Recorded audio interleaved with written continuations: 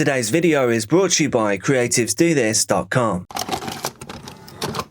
The last confirmed proof of life of Rebecca Rusch was a selfie. She just sent it to a friend on Snapchat, standing alone in a hallway. She was wearing jeans, a pink plush fleecy jacket, and a hoodie with the word Rap Monster written across the back. To look at her, you'd think she was ready for school. Everything was good to go for another normal day. But when her mother tried to call her just minutes later, the phone just rang through to voicemail. And then, Rebecca never arrived at class that day. And after school, she never came home. There were no witnesses, no CCTV, no body. Were only the faint digital breadcrumbs of a bright and funny girl who seemingly just vanished from her sister's house. The very same house where her brother-in-law, the only adult home that morning, insists that he was fast asleep the whole time. But police, well, they're not too sure about him. There are many questions in this video that I want to ask you, but I'll start with this. Do you think Rebecca ever left home alive?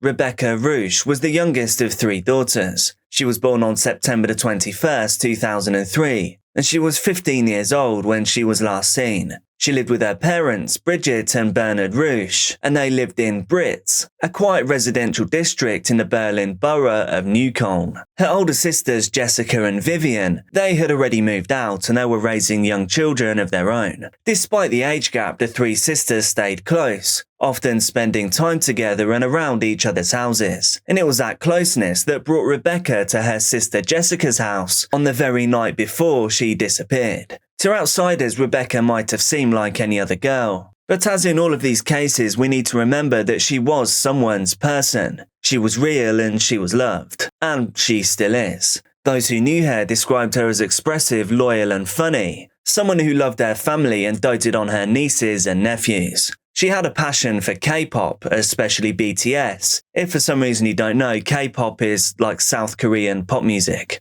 Rebecca's room was covered in posters, and her wardrobe included hoodies and accessories bearing the names of her favourite idols. Idols, by the way, are just what they call pop stars in South Korea.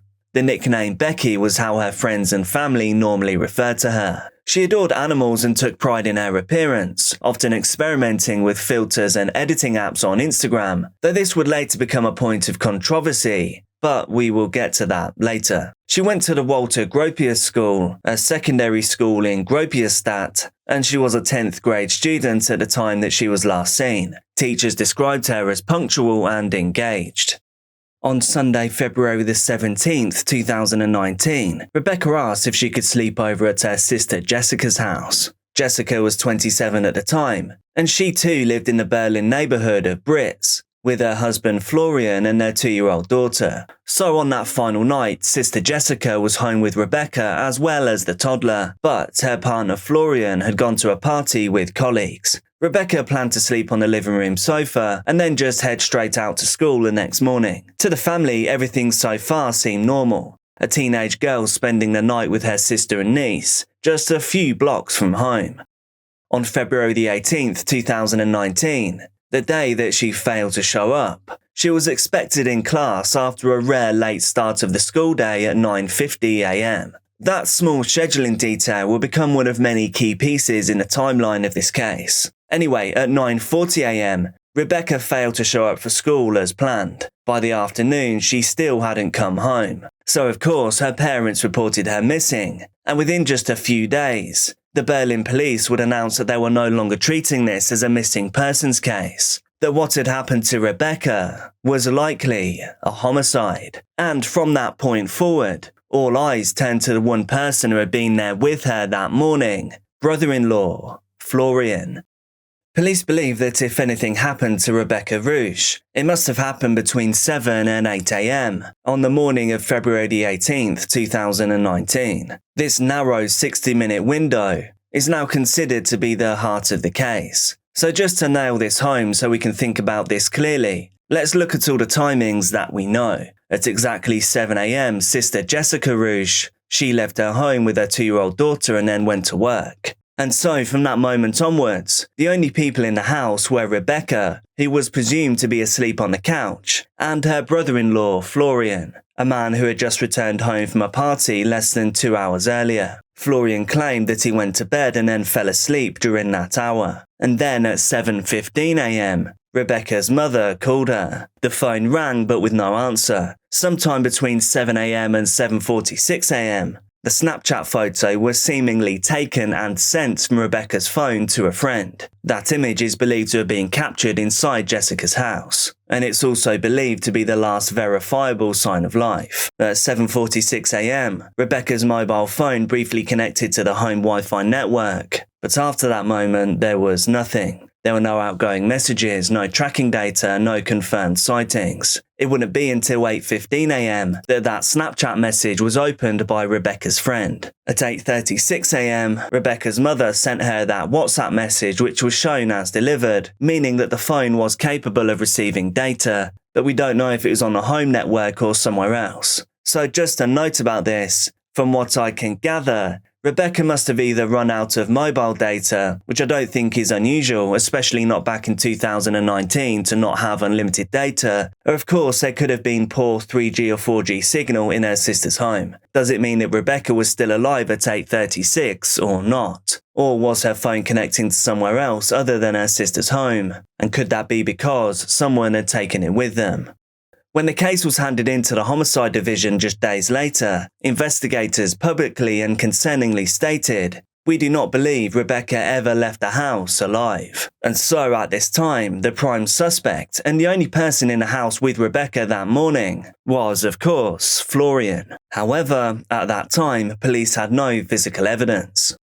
I want to give you some more background about Rebecca's school life. It's definitely worth mentioning to gain more understanding about her possible mindset, because in the days leading up to her disappearance, Rebecca appeared outwardly to be her usual self, but a closer look at her school life revealed something more complicated. Though described by family and friends as cheerful and thoughtful, Rebecca had also been struggling with bullying at school. Her father also later confirmed that his daughter was not happy in her current school environment. She had even recently expressed a desire to switch schools and to complete her diploma elsewhere. She even deleted most of her Instagram photos after a conflict with classmates, a move that her father connected directly to issues with her peers. In another interview, one of Rebecca's friends said that she was acting a bit weird on the day before her disappearance. They also said that she was unusually quiet and not active on social media, whereas normally she was very engaged. This quietness extended into Sunday, at which point she reportedly told a friend that she was with her sister, but she still didn't post or interact as usual. It's also worth mentioning that the police have said that they do not believe Rebecca did anything to herself, which I think is definitely worth bearing in mind. But let's go back more to the timeline of the morning in question, because things don't seem to be adding up. On the morning of Rebecca's disappearance, a camera on the A12 motorway, about 50 kilometers southeast of Berlin, it captured a raspberry red Renault Twingo, which is a car in case those words just sound random, and that car belonged to Florian. The first image was taken at 10:47 a.m, around 3 hours after Rebecca was last heard from. The vehicle was heading east towards Frankfurt, and possibly towards the Polish border. A second image of the same vehicle appeared the next night, which would be February the 19th at 10:39 p.m. Once again, it was travelling the same stretch of highway. Police later confirmed that only Florian had access to the car during those times. However, he gave no clear explanation for either of his journeys, which I find confusing and is obviously a huge red flag. Investigators also said that his statements about the trips were inconsistent and that they contradicted GPS and number plate recognition data. He also failed to provide a verifiable reason for why he went out that way twice, both trips unaccounted for, both through sparsely populated areas known for forests, lakes, and for having few possible witnesses. And then came possibly the most chilling detail. A forensic analysis of the car, it revealed long, light-coloured hairs, potentially a match for Rebecca. It also contained fibres from a missing purple fleece blanket that had belonged to Rebecca. That blanket was one of several items that disappeared along with Rebecca, an item that was also visible in some of her Instagram posts. However, obvious initial excitement over these findings cooled off, because later testing showed that the hair may have belonged to Jessica, who was of course Rebecca's sister, who had a similar length and colour of hair. The blanket fibres could also not definitively be linked to a crime. Still though, the movements of the Twingo remained rightly suspicious. And you can add to that suspicion, a witness that later told police she had seen a vehicle matching Florian's Twingo, and it had been parked near a wooded area in Kummersdorf on the very day that Rebecca disappeared. She recalled seeing a man wearing a baseball cap, walking out of the woods and constantly looking around. Another pair of witnesses, two horseback riders, they said that they saw a similar man around midday looking nervous and out of place. When Florian told police that he had been asleep between 7 and 9 a.m. on the morning that Rebecca vanished, that became a central point in his defense. But in 2021, new forensic data would reveal a problem with that story. According to investigators, digital records recovered from Florian's Google account showed that he had been browsing explicit content during the exact window that he claimed to be asleep. More specifically, the data indicated searches and viewing history that was related to adult material surrounding pressure applied to the neck. The available timestamps pointed directly to the morning of February the 18th. So for detectives, this wasn't simply a disturbing find. It directly contradicted his alibi of being asleep. Florian had access to the internet, he was awake, he was online. And so with this new evidence, in April of 2023, years after the initial disappearance, police conducted a fresh search of the home where Rebecca had last been seen. They even brought in acoustic measurement equipment. This was to test the sound transmission between rooms, possibly trying to determine what someone in one part of the house could hear if something happened elsewhere. So for instance, could someone have broken in, done something to Rebecca, whilst Florian was just upstairs on his phone and never heard anything? During that search, investigators also seized the bathrobe. It reportedly had a missing belt. To this day, it has not been confirmed whether the belt is definitely connected to Rebecca's disappearance, but authorities clearly considered it significant enough to warrant mention in subsequent reports. So I mean, the content that he was watching, plus a possible weapon that's now missing, I don't know, it's not looking too good. However, Rebecca's mother, Bridget, she would later dismiss these speculations because she explained that the belt had been used to pull her granddaughter's toy car around, and then it was simply thrown away when it got dirty. Still, it was yet another strange detail in a case where almost nothing made sense. Investigators believed that Rebecca's body may have been hidden and then possibly transported, and this was done using items from the home. The blanket, the missing bathrobe belt, and possibly the pink Twingo that kept on pinging the CCTV. Police also continued to pursue digital leads. In 2020, law enforcement requested international assistance in order to access cloud data stored by Google. When those records were returned in 2021, it became even more clear that Florian's internet activity did not align with his account of the morning events. All of this deepened suspicions that something had happened inside that house, and that Florian may have used the next 48 hours to cover it up. But despite those suspicions,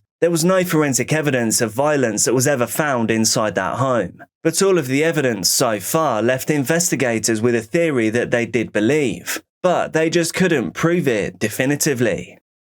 From the earliest days of the investigation, Berlin police publicly identified Florian as their sole suspect. But inside the Rouge family, that suspicion sparked something entirely different, being division. Rebecca's parents, Bridget and Bernd, they refused to believe that their son-in-law could have harmed their daughter. They saw Florian not only as Jessica's husband, but as a loving father and a kind, loyal member of their extended family. In interview after interview, they held firm. Rebecca's mother said that she could feel that her daughter was still alive. and she insisted that the real explanation must have had nothing to do with Florian, even after Florian had been arrested 2 separate times. Mother Bridget said, "For Becky, he was like a big brother, so warm and affectionate." Rebecca's other sister, Vivian, also defended Florian. She called him funny and trustworthy. The family's loyalty never wavered, and that loyalty has become its own focal point in this story.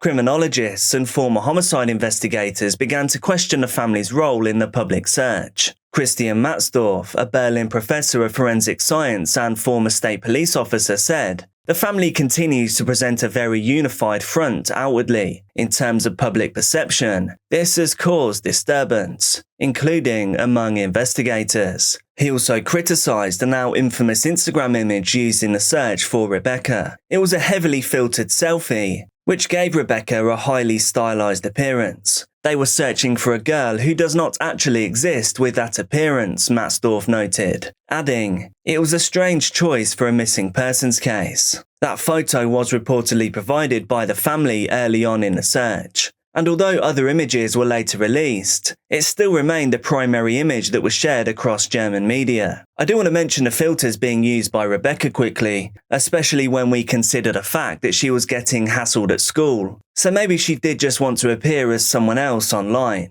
Maybe she wanted escapism.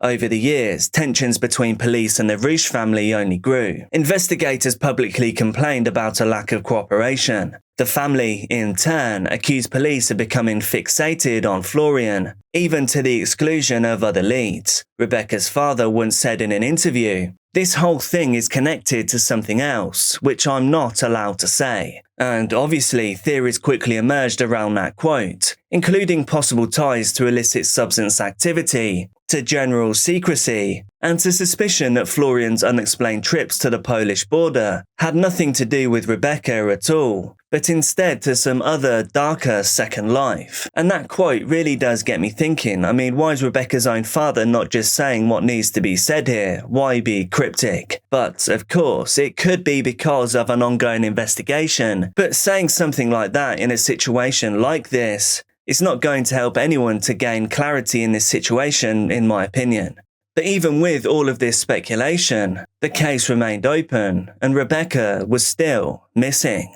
Despite the official theory that Rebecca never left the house alive, not everyone agrees. There have been multiple reported sightings of Rebecca on the day that she disappeared, but frustratingly none of these have ever been confirmed. One witness claimed that she saw a girl matching Rebecca's description, walking down the street near Jessica's house later that morning. Oddly, she recalled the girl carrying a blanket, even though the ground was damp and unsuitable for a picnic. But when weather data from that day was reviewed, it showed that no rain had fallen. This obviously contradicted the idea that the ground was wet, which kind of makes this whole sighting questionable. Another witness reported seeing Rebecca at a bus stop nearby, while others claimed that she had been spotted riding a 171 bus. These tips were taken seriously, and police even reviewed surveillance footage from bus stops and transport hubs in the area, but they were unable to confirm any of these sightings. On the day that she disappeared, Monday the 18th of February, a 10-year-old student at her school reportedly witnessed a confrontation involving Rebecca, and according to his account, Rebecca was seen in an argument with a group of boys at 4 p.m, and she may have even been physically detained, grabbed or blocked from leaving during that incident. This sighting obviously occurs hours after she was already reported missing, and it does add some fuel to the theory that Rebecca may have left the house alive after all. The idea that Rebecca left their sister's home voluntarily has also gained traction online. Her family suggested that she may have been planning a fan event, or some kind of tribute event connected to the K-pop band BTS, and kind of weirdly on February the 18th, obviously the day she vanished, that happens to be the birthday of BTS band member J-Hope. Rebecca did have her Fujifilm Instax camera with her, as well as a purple blanket when she disappeared. So did she want to get a picture of something special? And could it possibly have been BTS themed? Because purple is the band's colour. I mean, it does kind of make sense, but maybe she just had the blanket with her to keep warm at school. We don't know. Mother Bridget believed that she might have been planning to take photos before school, possibly just content to post online later. That theory, however, relies heavily on the assumption that Rebecca left the house on her own, and that she had the camera and blanket with her, and she just didn't tell anyone she was doing this. Then there was the online boy. Rebecca had mentioned a guy, possibly named Max or Maxie, someone that she'd been chatting and reportedly flirting with on social media. Her mother said that she warned Rebecca not to meet him alone, and Rebecca had promised that she wouldn't do that. But to make things really odd here, the boy's social media accounts were deleted after Rebecca went missing, and this prompted even more suspicion around this information. Police, however, followed up on the lead, tracked the boy down, and eventually ruled him out. Some followers of this case, though, remain unconvinced. They point to the timing of the account deletion and the lack of public information available about the boy as signs that something more may have happened there. But frustratingly, just like all the frustrations in this case, we don't know.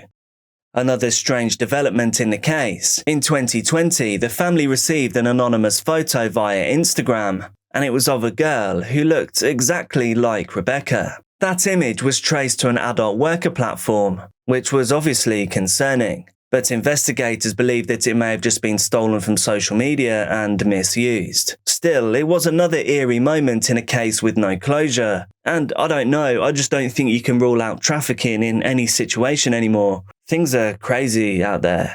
Between 2019 and 2025, more than 3,000 tips from the public were submitted in the search for Rebecca. Law enforcement followed up on any that seemed viable. It took them across forests, lakes, abandoned wells, and rural properties. Most of these searches focused on one specific area, the A12 motorway corridor southeast of Berlin. This route was significant for one reason: Florian's unexplained trips towards the Polish border, trips that were captured on camera on both February the 18th and 19th. Large-scale search efforts began just weeks after Rebecca vanished, and they really did throw everything at it: cadaver dogs, helicopters, sonar-equipped dive teams, as well as ground-penetrating radar were all deployed. Police combed through pretty much anywhere that Florian would have passed through on his drives. And I just want to reiterate this too. A witness had seen a raspberry red car in a forest clearing, and also those two horseback riders described seeing a conspicuous man, and they all said that he was looking nervous near the edge of the woods, and nothing was recovered. And I'm just thinking here, but do you think it's possible that on one journey he dumped Rebecca, and on a second journey he picked her up and moved her somewhere else? Allegedly, just a theory, whoever the man was. The fact nothing was recovered just makes it all... The fact that nothing was recovered really just makes it stranger. By spring of 2019, the search was paused due to lack of results. But it didn't stay paused for too long. This case just won't go away. Years later, in October of 2025, police conducted a massive search operation at properties that actually belonged to Florian's grandparents in the Brandenburg region, specifically near Tosch and Reitz-Nurendorf. This wasn't just a routine sweep either. There were over 100 officers, including those from the Federal Criminal Police Office, or BKA. And again, they really just threw all the resources at it. Dogs, excavators, helicopters, everything. Lindenberg, Tauscher municipality, southeast of Berlin. A major operation involving police and forensic technicians, supported by specialists from the Federal Criminal Police Office. On the property belonging to the suspect's grandmother, they search using ground-penetrating radar and cadaver dogs. An excavator begins to dig up the ground. Apparently, investigators still hope to be able to solve the suspected murder, around 6.5 years after Rebecca's disappearance. At that time, the property had not yet been searched, or rather, back then, the ground was not dug up to look for evidence. Now, as part of the investigation, new leads have emerged suggesting that the body may have at least temporarily been brought to this property. These findings are now being pursued. Their goal was to either find Rebecca's remains, or even just her missing belongings from that day. That operation was the most advanced to date, and according to officials, it was based on indications that the suspect may have temporarily hidden the body and or the missing items at one of those properties. So far, police have not confirmed whether anything was recovered during those digs, but they also haven't ruled out Florian, even after 6 years, even after arresting him twice.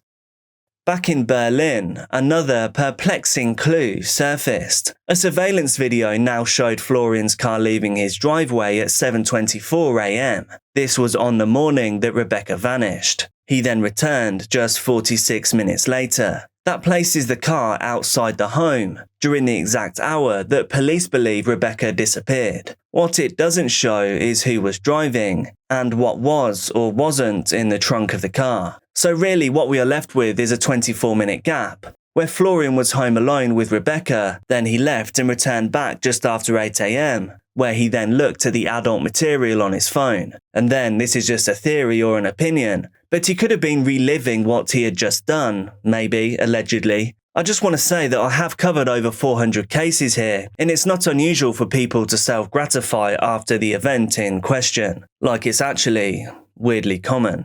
More than 6 years have now passed since Rebecca Roosh was last seen. This case, though, remains one of Germany's most polarizing and publicly debated mysteries. It's a case with no forensic evidence of violence, no signs of even digital life after 7:46 a.m, no recovered body, and no confessions. But, despite that, authorities continue to maintain that Florian is their only suspect. He was arrested twice, then released twice. Firstly due to lack of evidence, and later after an appeal found that their suspicion no longer met the legal standard for pre-trial detention. But he was never formally cleared. Even years later, prosecutors described the suspicion against him as unchanged. Public opinion remains divided. Many believe that Florian is guilty, citing the contradictory statements like the internet activity and obviously those unexplained trips. But others point to the same holes in the case as signs of something else, perhaps a wrongful focus, a missed alternative scenario, an investigative tunnel vision that may have overlooked other possibilities. I mean, it's really saying something that investigators found no evidence of foul play inside the house, yet they still remain convinced that Florian is their only suspect. Even seasoned homicide experts have expressed frustration with this case. One former investigator said, "We know that families are supposed to be places of safety, but sometimes there's more violence in the family than in the mafia." Despite everything, the Roosh family still believes that Rebecca is alive. They hold celebrations on her birthday. They release balloons in her honor. They maintain her memory online and in interviews. And they continue to defend Florian. To this day, nobody has been charged. Nobody has confessed. And Rebecca, or Becky, she remains missing. Let me know your thoughts and theories down in the comments. I'd really love to hear what you have to say. I mean, you never know, you could even somehow crack the case. We're all filled with pain and sorrow because we just want them found. We want them home. And I don't want to go through that another night without them. Because I blame myself for not getting up that morning. This wouldn't have never happened. For a lot of people, this story just sounds odd. Mm-hmm. Do you understand that? Yes, I do. And I see it every day online. At the very edge of Pictou County, Nova Scotia, there's a narrow road that runs straight into the trees. This is Gairloch Road. On that road, in a small cluster of buildings and old trailers, sits a white mobile home tucked against the woods. There's very little cell service. There are steep banks and drop-offs. There is thick brush all around. The nearest town is a drive away. This is Lansdowne Station. Only about 100 people live out here. Most of them know each other. Many of them are related. 2 years before the disappearance, a young mum named Malaya Brooks Murray moved into that trailer. She brought her 2 children with her. They were Lily and Jack. Their new home was on the childhood property of her partner, Daniel Martel. This made Daniel the children's stepfather. On that same patch of land in a separate worn-out camper lived Daniel's mother, Janie. This makes her Jack and Lily's step-grandmother. It's also worth mentioning in the trailer itself there was also a baby named Meadow, Lily and Jack's little sister. Inside the home the layout was simple. There was one bedroom for parents Malaya and Daniel, and they shared this with Meadow's crib. There was another small room divided for the older kids, Jack and Lily. And outside the property there was a fenced backyard with swings. It was a small playground, but it was more than enough. At the time of the events in this video, Lily was 6 and Jack was 4. They both went to Salt Springs Elementary. This is about an 8-kilometer bus ride away. The school bus actually stopped right at their driveway every day. Most weekdays they were up early, dressed, fed, and then waiting for the bus at 7:28 a.m. and on the bus by 7:30.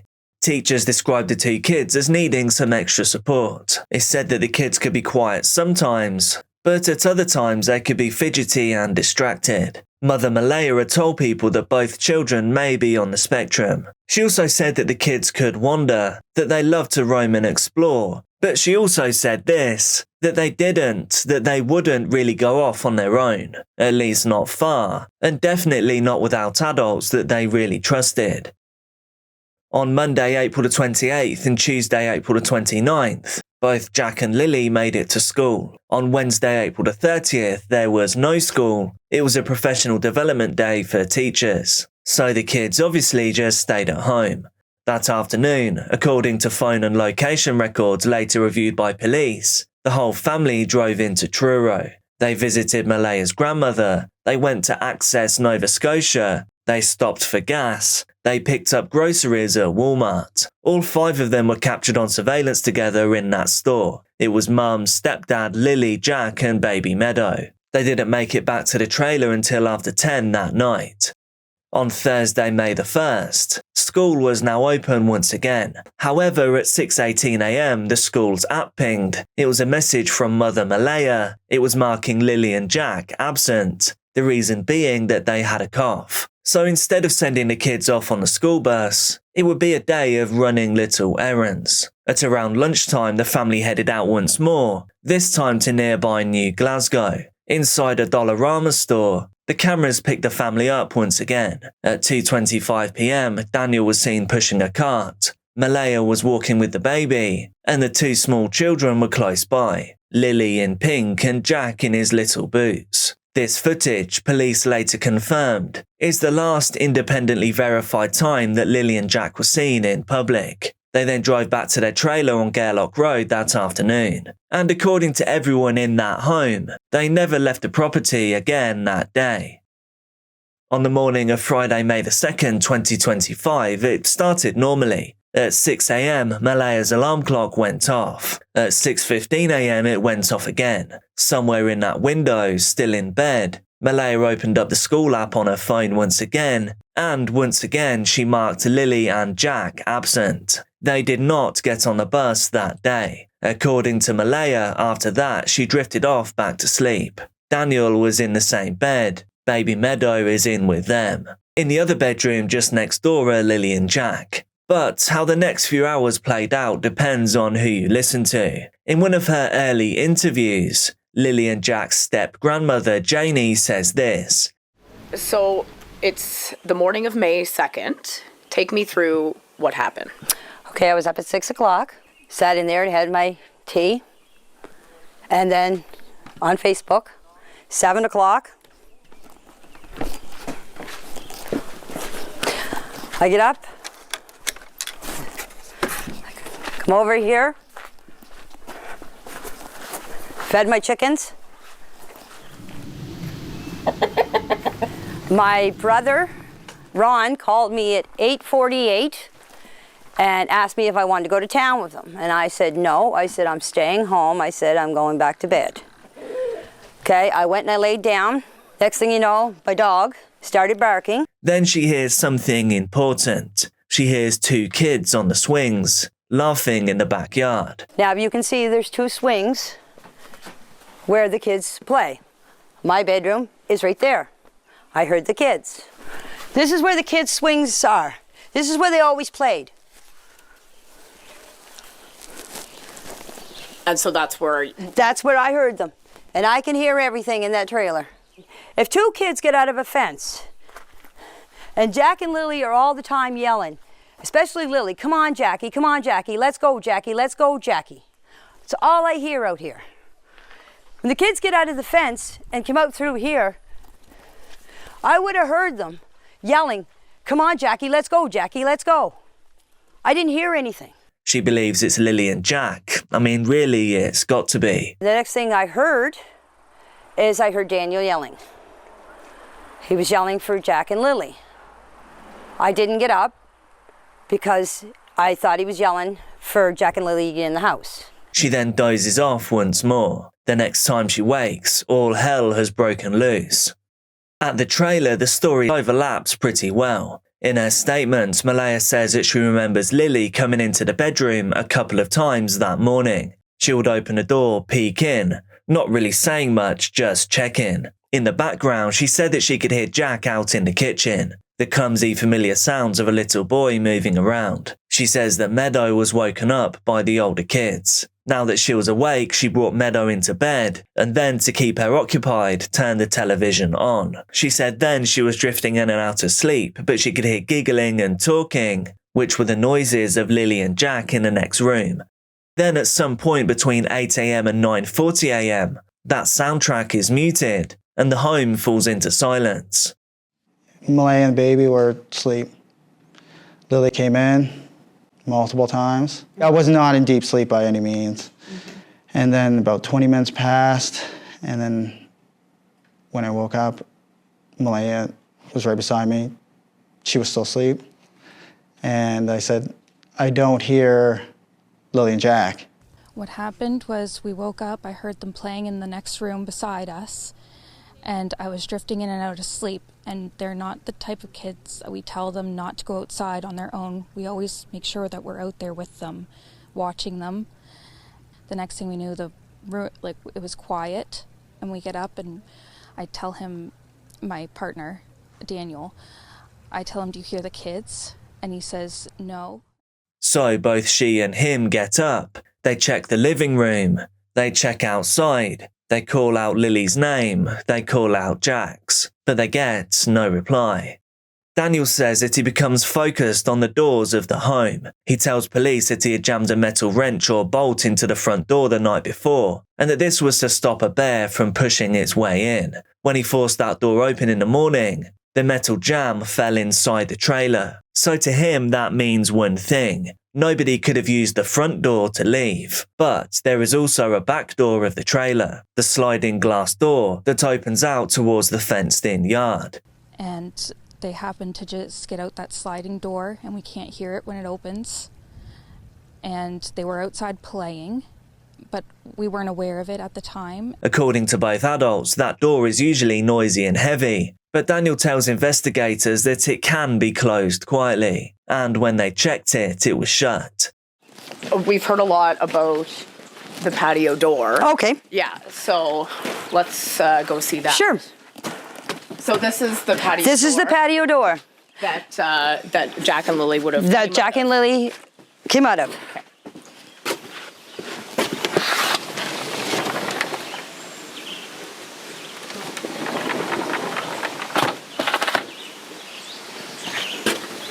And so tell us why we've heard about the patio door.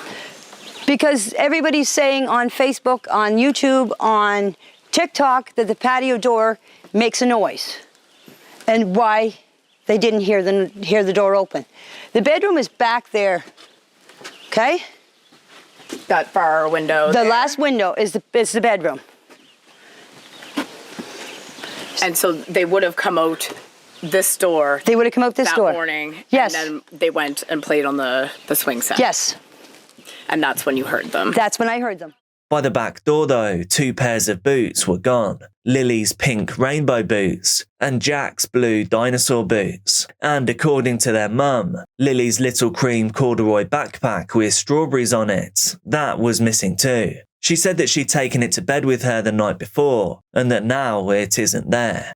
I ran up in the woods to the kids. They have cabins up in the woods, which only took me like 30 seconds. I came right back down. She was on the phone with the RCMP. At this point, the stories converge into panic. Daniel says that he bolts outside. Daniel is now running around in the yard. He can find no sign of the children. So he gets into the white Nissan Pathfinder and he starts driving the dirt roads and culverts nearby. He's scanning ditches and calling the children's names. Back at the trailer, Malaya has the baby and no vehicle. So she is kind of hamstrung at this point. She says that she walks the immediate area shouting for Lily and Jack. Janie in her camper says that by the time she steps outside, She sees her daughter-in-law at a rock pile holding the baby. So this all matches up with Janie's story from the camper. She's told that the children have been missing for a while. So the next thing you know, I came out of the trailer after I heard Daniel, about, I'd say, 10 minutes after I heard him, I come out of the trailer. I opened up the door, was standing here. Malaya was standing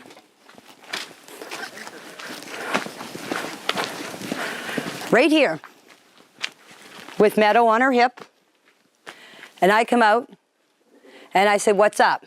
She said, "Jack and Lily are missing." I said, "How long?" She said, "About 20 minutes. And we get up instantly. We're looking outside. We're looking everywhere, yelling for them. And I instantly just call 911. I just had the instinct I needed to call. I closed the door, got my boots on, came out here, ran up in the woods. Just right up here. The kids have a little fort that they made out of sticks and fir branches. And that's where they go. You can see them and hear them. She's also told that 911 has been called. The exact timing of that call has been checked and rechecked, and according to dispatch logs, it comes in at 10:01 a.m. This is roughly 4 hours after the kids are marked absent for school, and it's sometime after that quiet moment in the bedroom when the house went from giggles to that strange silence. They're both really go-lucky children. They're so sweet. They talk to anyone. They'll talk your ear off. They will speak to anyone in a store. Everyone. They're just extremely sweet kids. I appreciate the huge search effort going on right now. But we've been pushing for an Amber Alert, which hasn't been issued.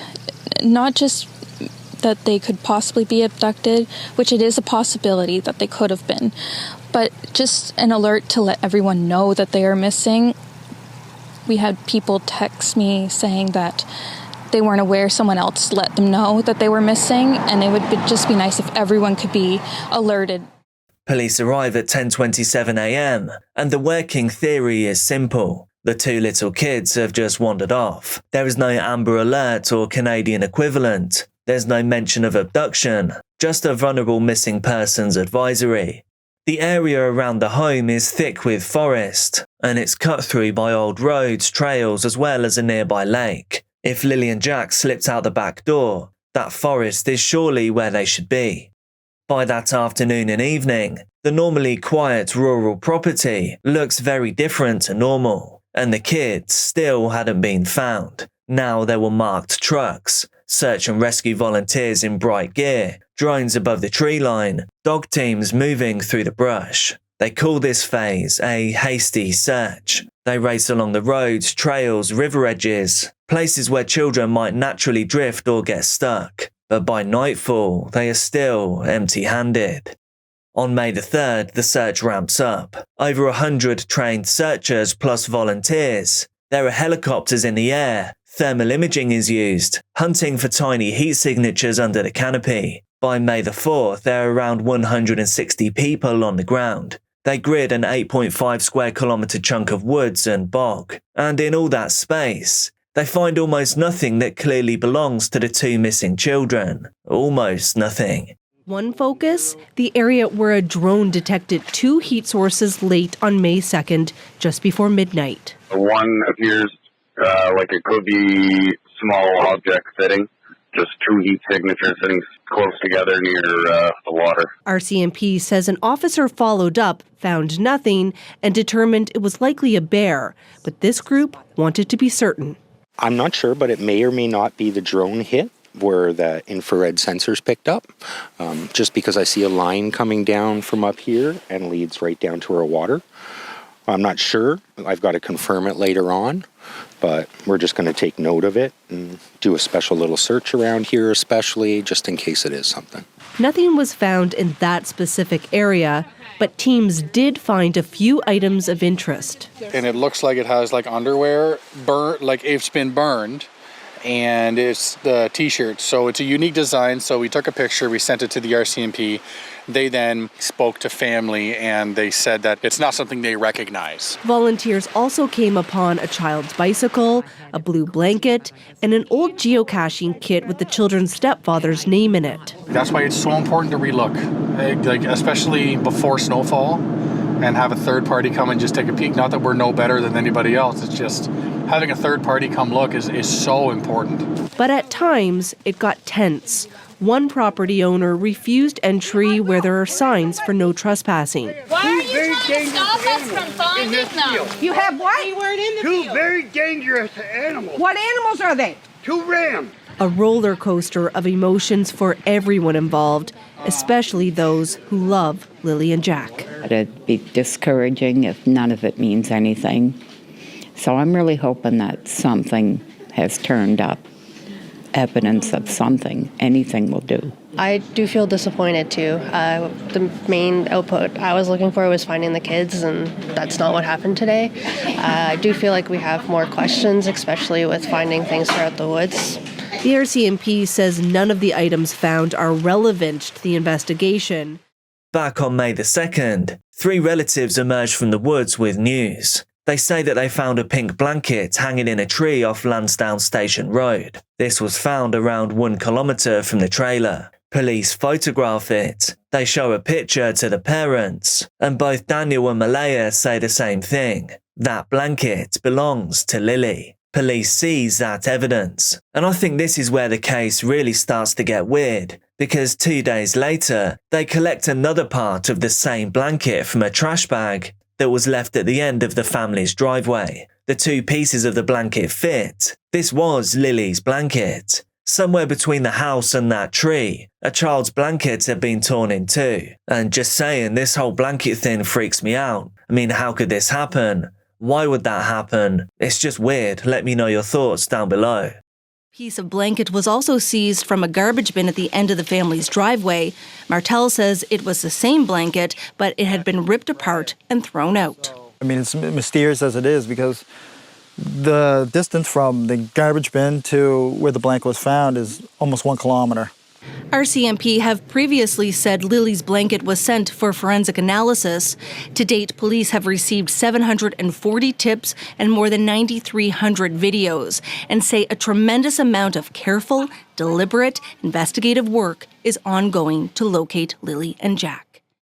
Search managers also report finding small boot prints on a nearby pipeline trail. There are 2 sizes, children's sizes, but with so many people in and out of that area, and other kids being brought along by desperate relatives, it's impossible to say if those prints are Lily and Jack's, or when they were from.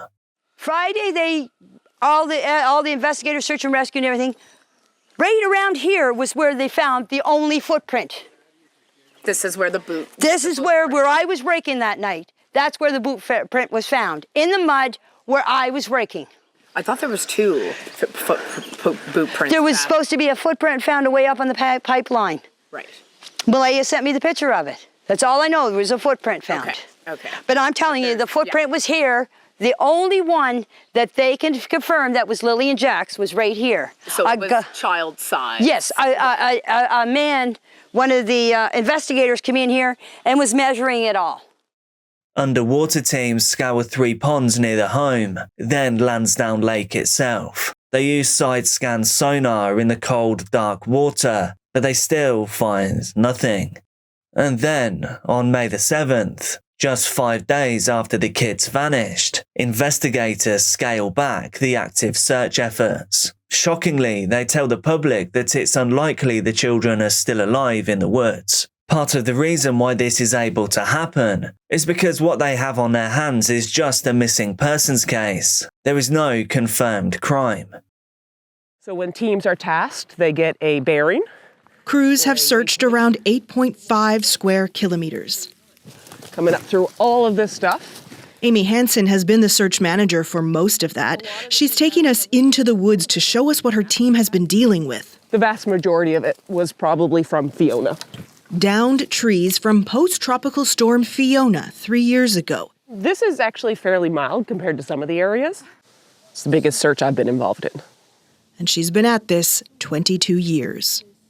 Do you think those kids are in the woods? From everything I've seen, yes. Why can't you find them? They're small, they'd be hiding. They would have crawled underneath something probably when they got tired. They could have gone further than what we searched. There's all kinds of scenarios, unfortunately. It is worth noting, though, that months later, cadaver dog teams were flown in from British Columbia, and they cover roughly 40 kilometres of high-probability ground. The yard, under and around the trailer, pipeline, trails, the area where the blanket was found, and they too find nothing conclusive. 5 months after Jack and Lily Sullivan vanished, their stepfather Daniel Martel says he continues to search for answers and cooperate with police. That included when cadaver dogs recently came to his property. I come home and the dogs were already, on scene, and they were there for about an hour before I got there. I didn't know the exact day when the arrival was going to happen. So it was even a surprise to me, but at the end of the day, everything's ruled out there, and I hope this speculation, turns elsewhere. 2 dogs trained to detect human remains were brought in from British Columbia the week of September 22nd. They spent about 3 days searching a total of 40 kilometers for evidence of the 2 missing children. They didn't locate any human remains or anything associated to this file or any open files. So there was no Staff Sergeant Rob McCammon is the officer in charge of major crime and behavioral sciences in Nova Scotia. He says the dogs scoured the Lansdowne property where the siblings lived. They also sniffed the woods where a pink blanket was previously found and a nearby pipeline and intersecting trails. He wouldn't confirm whether people were questioned during the latest search, but Martel tells CBC one of the RCMP dog handlers had tough questions for him about the day before the children disappeared. He said that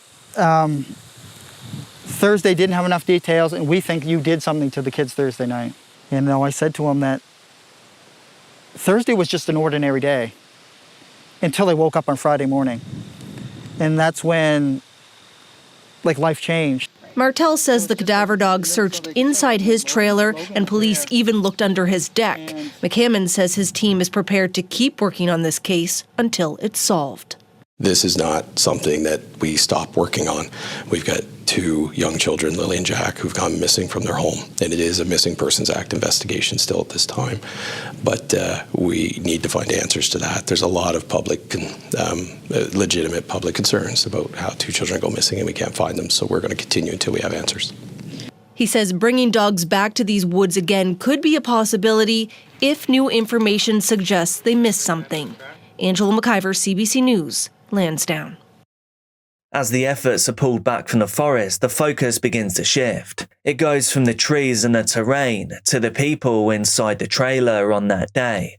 Within just days of the disappearance, the family itself starts to fracture in public. Daniel says that on May the 3rd, he and Malaya go together to a search briefing. Partway through though, she leaves. She sits in the back of an ambulance. And then she drives away with her mother. Daniel says that he hasn't seen her since. And remember, just for perspective, that is literally the day after the kids go missing. Soon after that, he's blocked on social media by Malaya. This isn't hearsay, by the way. I found that information in court documents. And so from then onwards, Daniel is left alone in the trailer, the very place where the 2 children vanished from.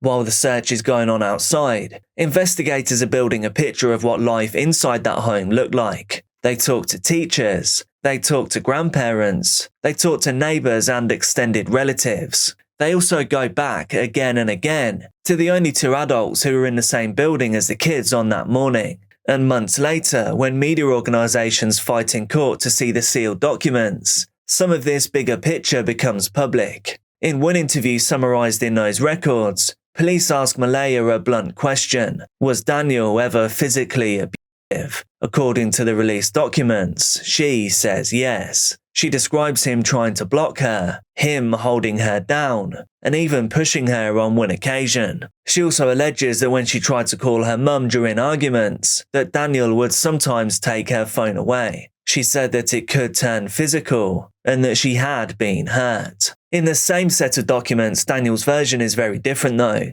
He tells investigators that they've been fighting about money, that things in the home have been stressful. However, he did say that the relationship itself was good. He did admit that they yell when they argue, but he denies ever getting physical with Malaya. Outside of the paperwork, speaking to reporters, he's even more direct. He says, "I never physically abused Malaya." To him, the story about DV is part of a painted narrative that turns the public against him. But honestly, we're just left guessing because again, we've got two different stories.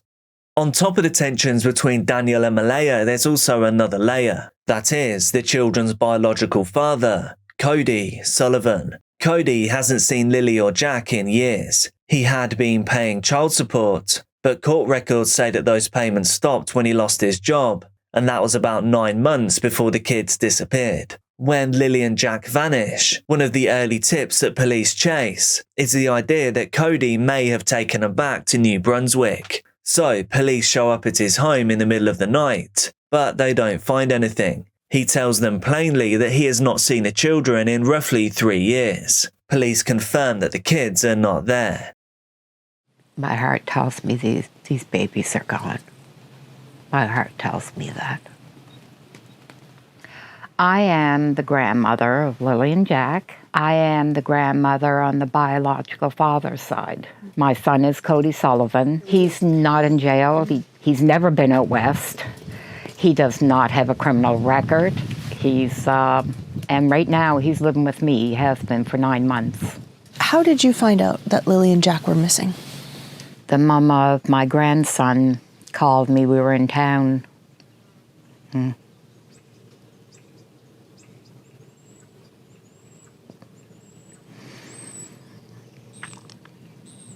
She asked if I heard the news. She sent me the article that was on Facebook showing the kids missing. I couldn't call Malaya yet, so I waited till we got home.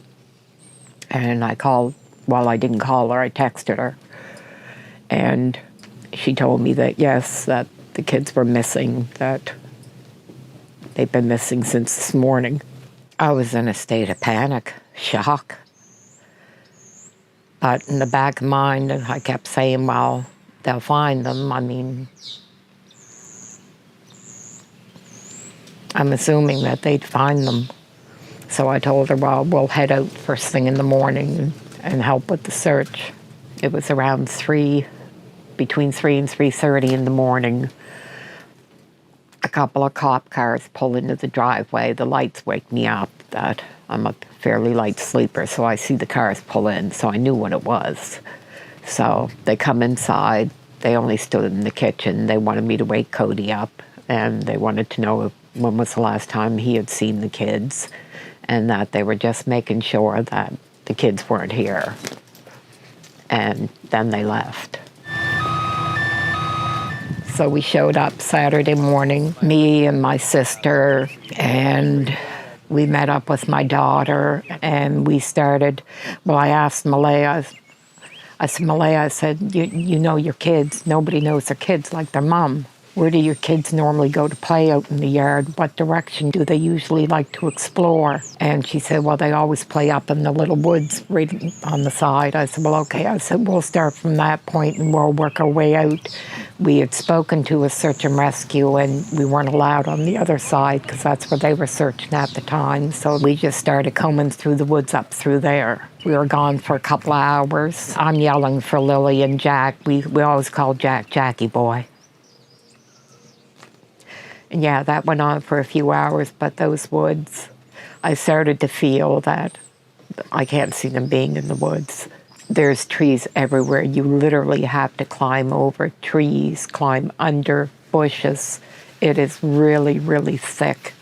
We come back out, and I went in to see Malaya again. I assumed she was in shock. She was very, very non-emotional. Very just flat, monotone. But Malaya's very soft-spoken anyway.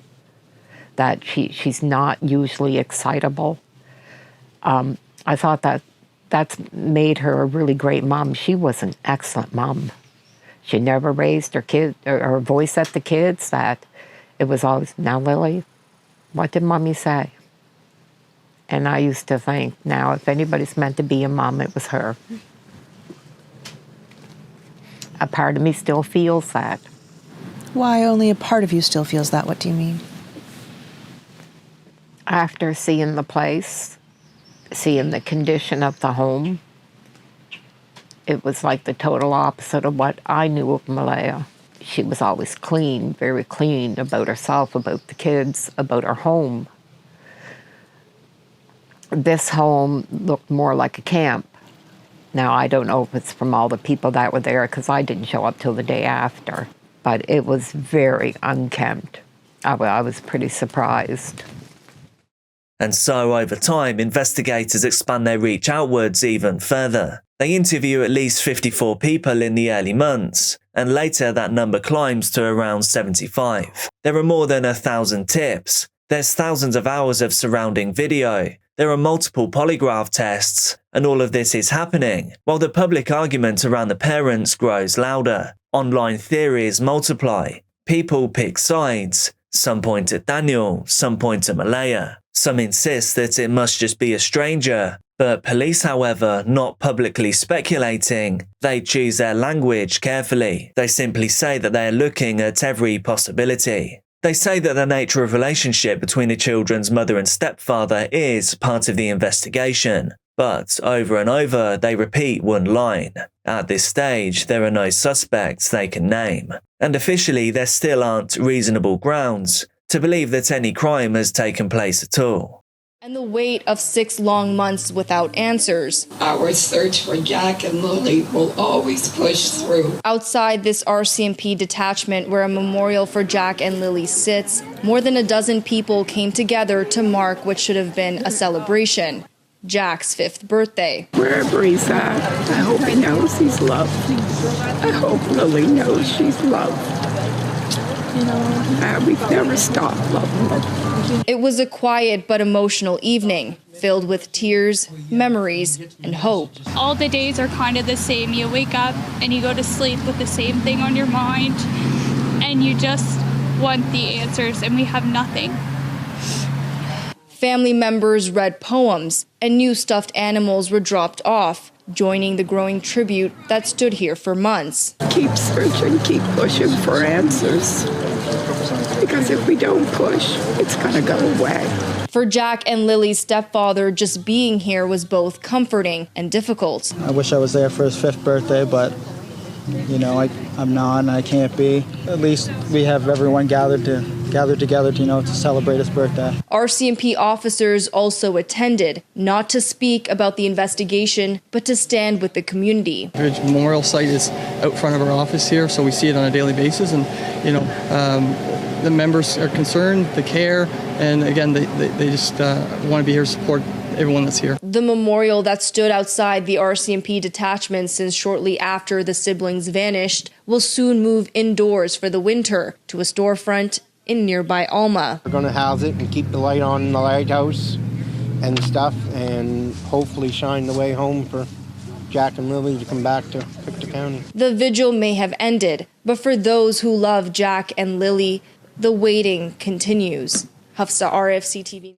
When the boots on the ground searches stall, investigators turn to something less dramatic, that being cold, hard data. There is a gap in this story that matters, and that is from 2:25 p.m. on May the 1st, the moment where the family walks out to the Dollarama store together, to 10:01 a.m. on May the 2nd, when the 911 call is made. So under Nova Scotia's Missing Persons Act, Corporal Charlene Curl applies to the court for a record access order, and this relates to Daniel and Malaya. By then, both of them have already handed over their phones voluntarily, and digital forensics have created a full forensic image of those devices, and have stored them on secure drives. But a full image of someone's phone is literally everything: old photos, passwords, years of messages that probably have nothing to do with the 2 missing children. But in this case, police narrow down and want only the data that matters. They get contact and identification information, phone and messaging records, location data, browsing and app logs,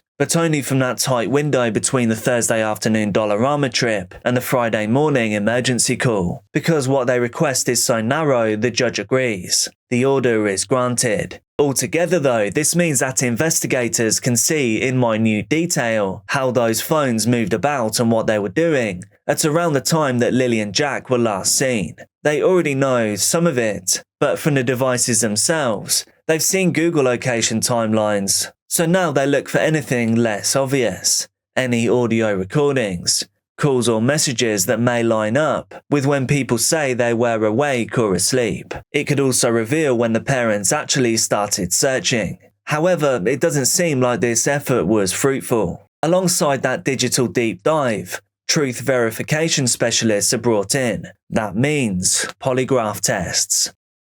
On May the 12th, both Daniel and Malaya sit down at the Bible Hill station and they're wired up to the machines. She does it, according to the report, to try to eliminate herself as a suspect in her children's disappearance and possible death. He does it, he says, because he wants to move the investigation forward and to show that he's cooperating. The internal summaries later released say that the charts show them both as truthful on the crucial questions when they were asked. No deception was indicated.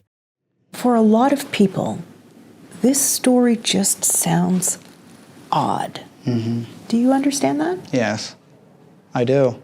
And I see it every day online. He's keenly aware the public suspects him, says the police did too at the start. Of course. The stepfather was always a prime suspect right off the beginning. So he offered to take a polygraph test. I was extremely nervous. Especially with the first question they asked you, did you kill Lily and Jack? That was the first question they asked you? Yeah. Yeah. When did you find out the result of your test? Immediately right after. What did they say to you? You did a good job, you passed. Their extended families also go through the same process. This is grandparents on both sides, partners. They also pass. Polygraph tests, though, they aren't magic and they don't prove innocence. And they can't tell you exactly what happened.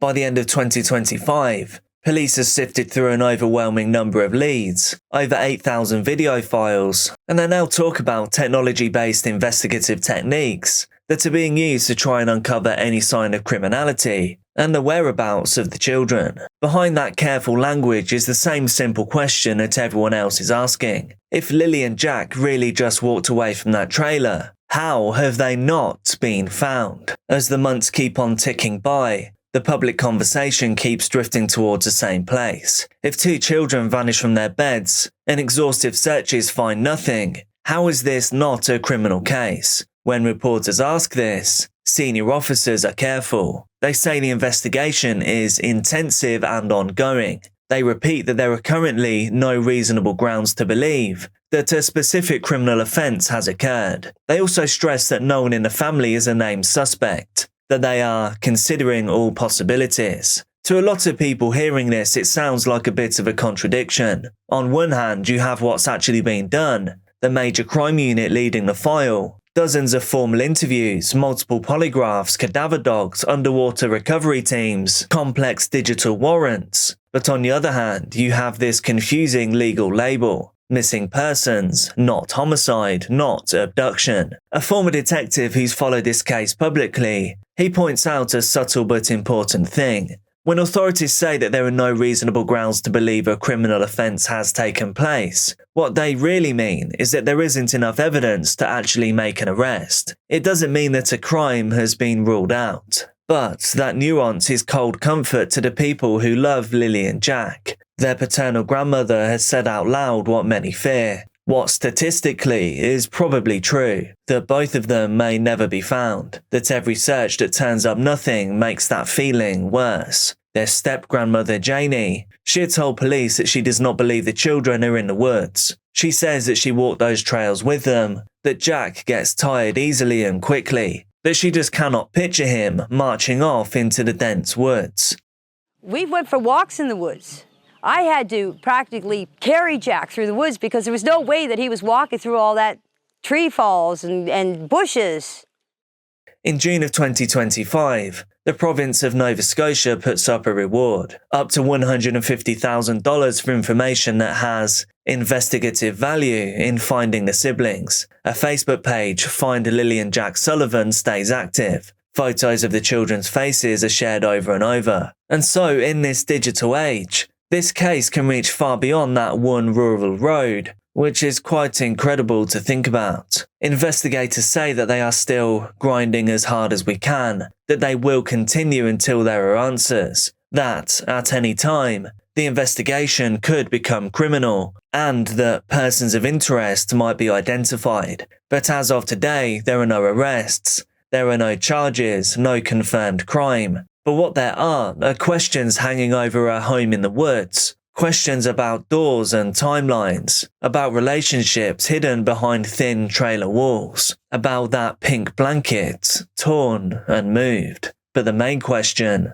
where is Lily and where is Jack? Let me know your thoughts down in the comments. Hi, we are Kimberly and Jay West, Sydney West parents. As many of you know, our daughter went missing on the morning of September 30th, where she was last seen on the Golden Gate Bridge. There's now a $25,000 reward being offered for any information leading to the return of a missing Bay Area woman. We are asking anyone who may have information about Sydney to please contact investigators. It allows you to kind of take back control of who you are.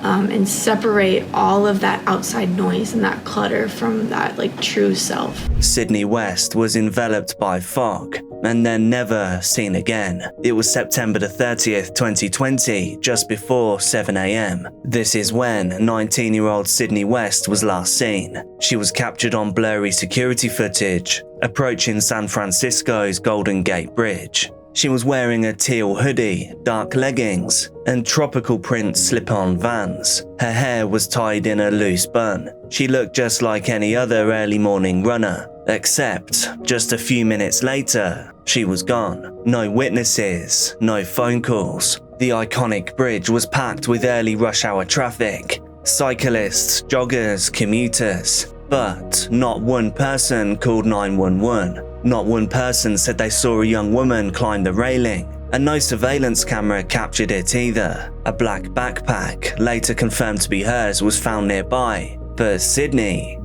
she had vanished.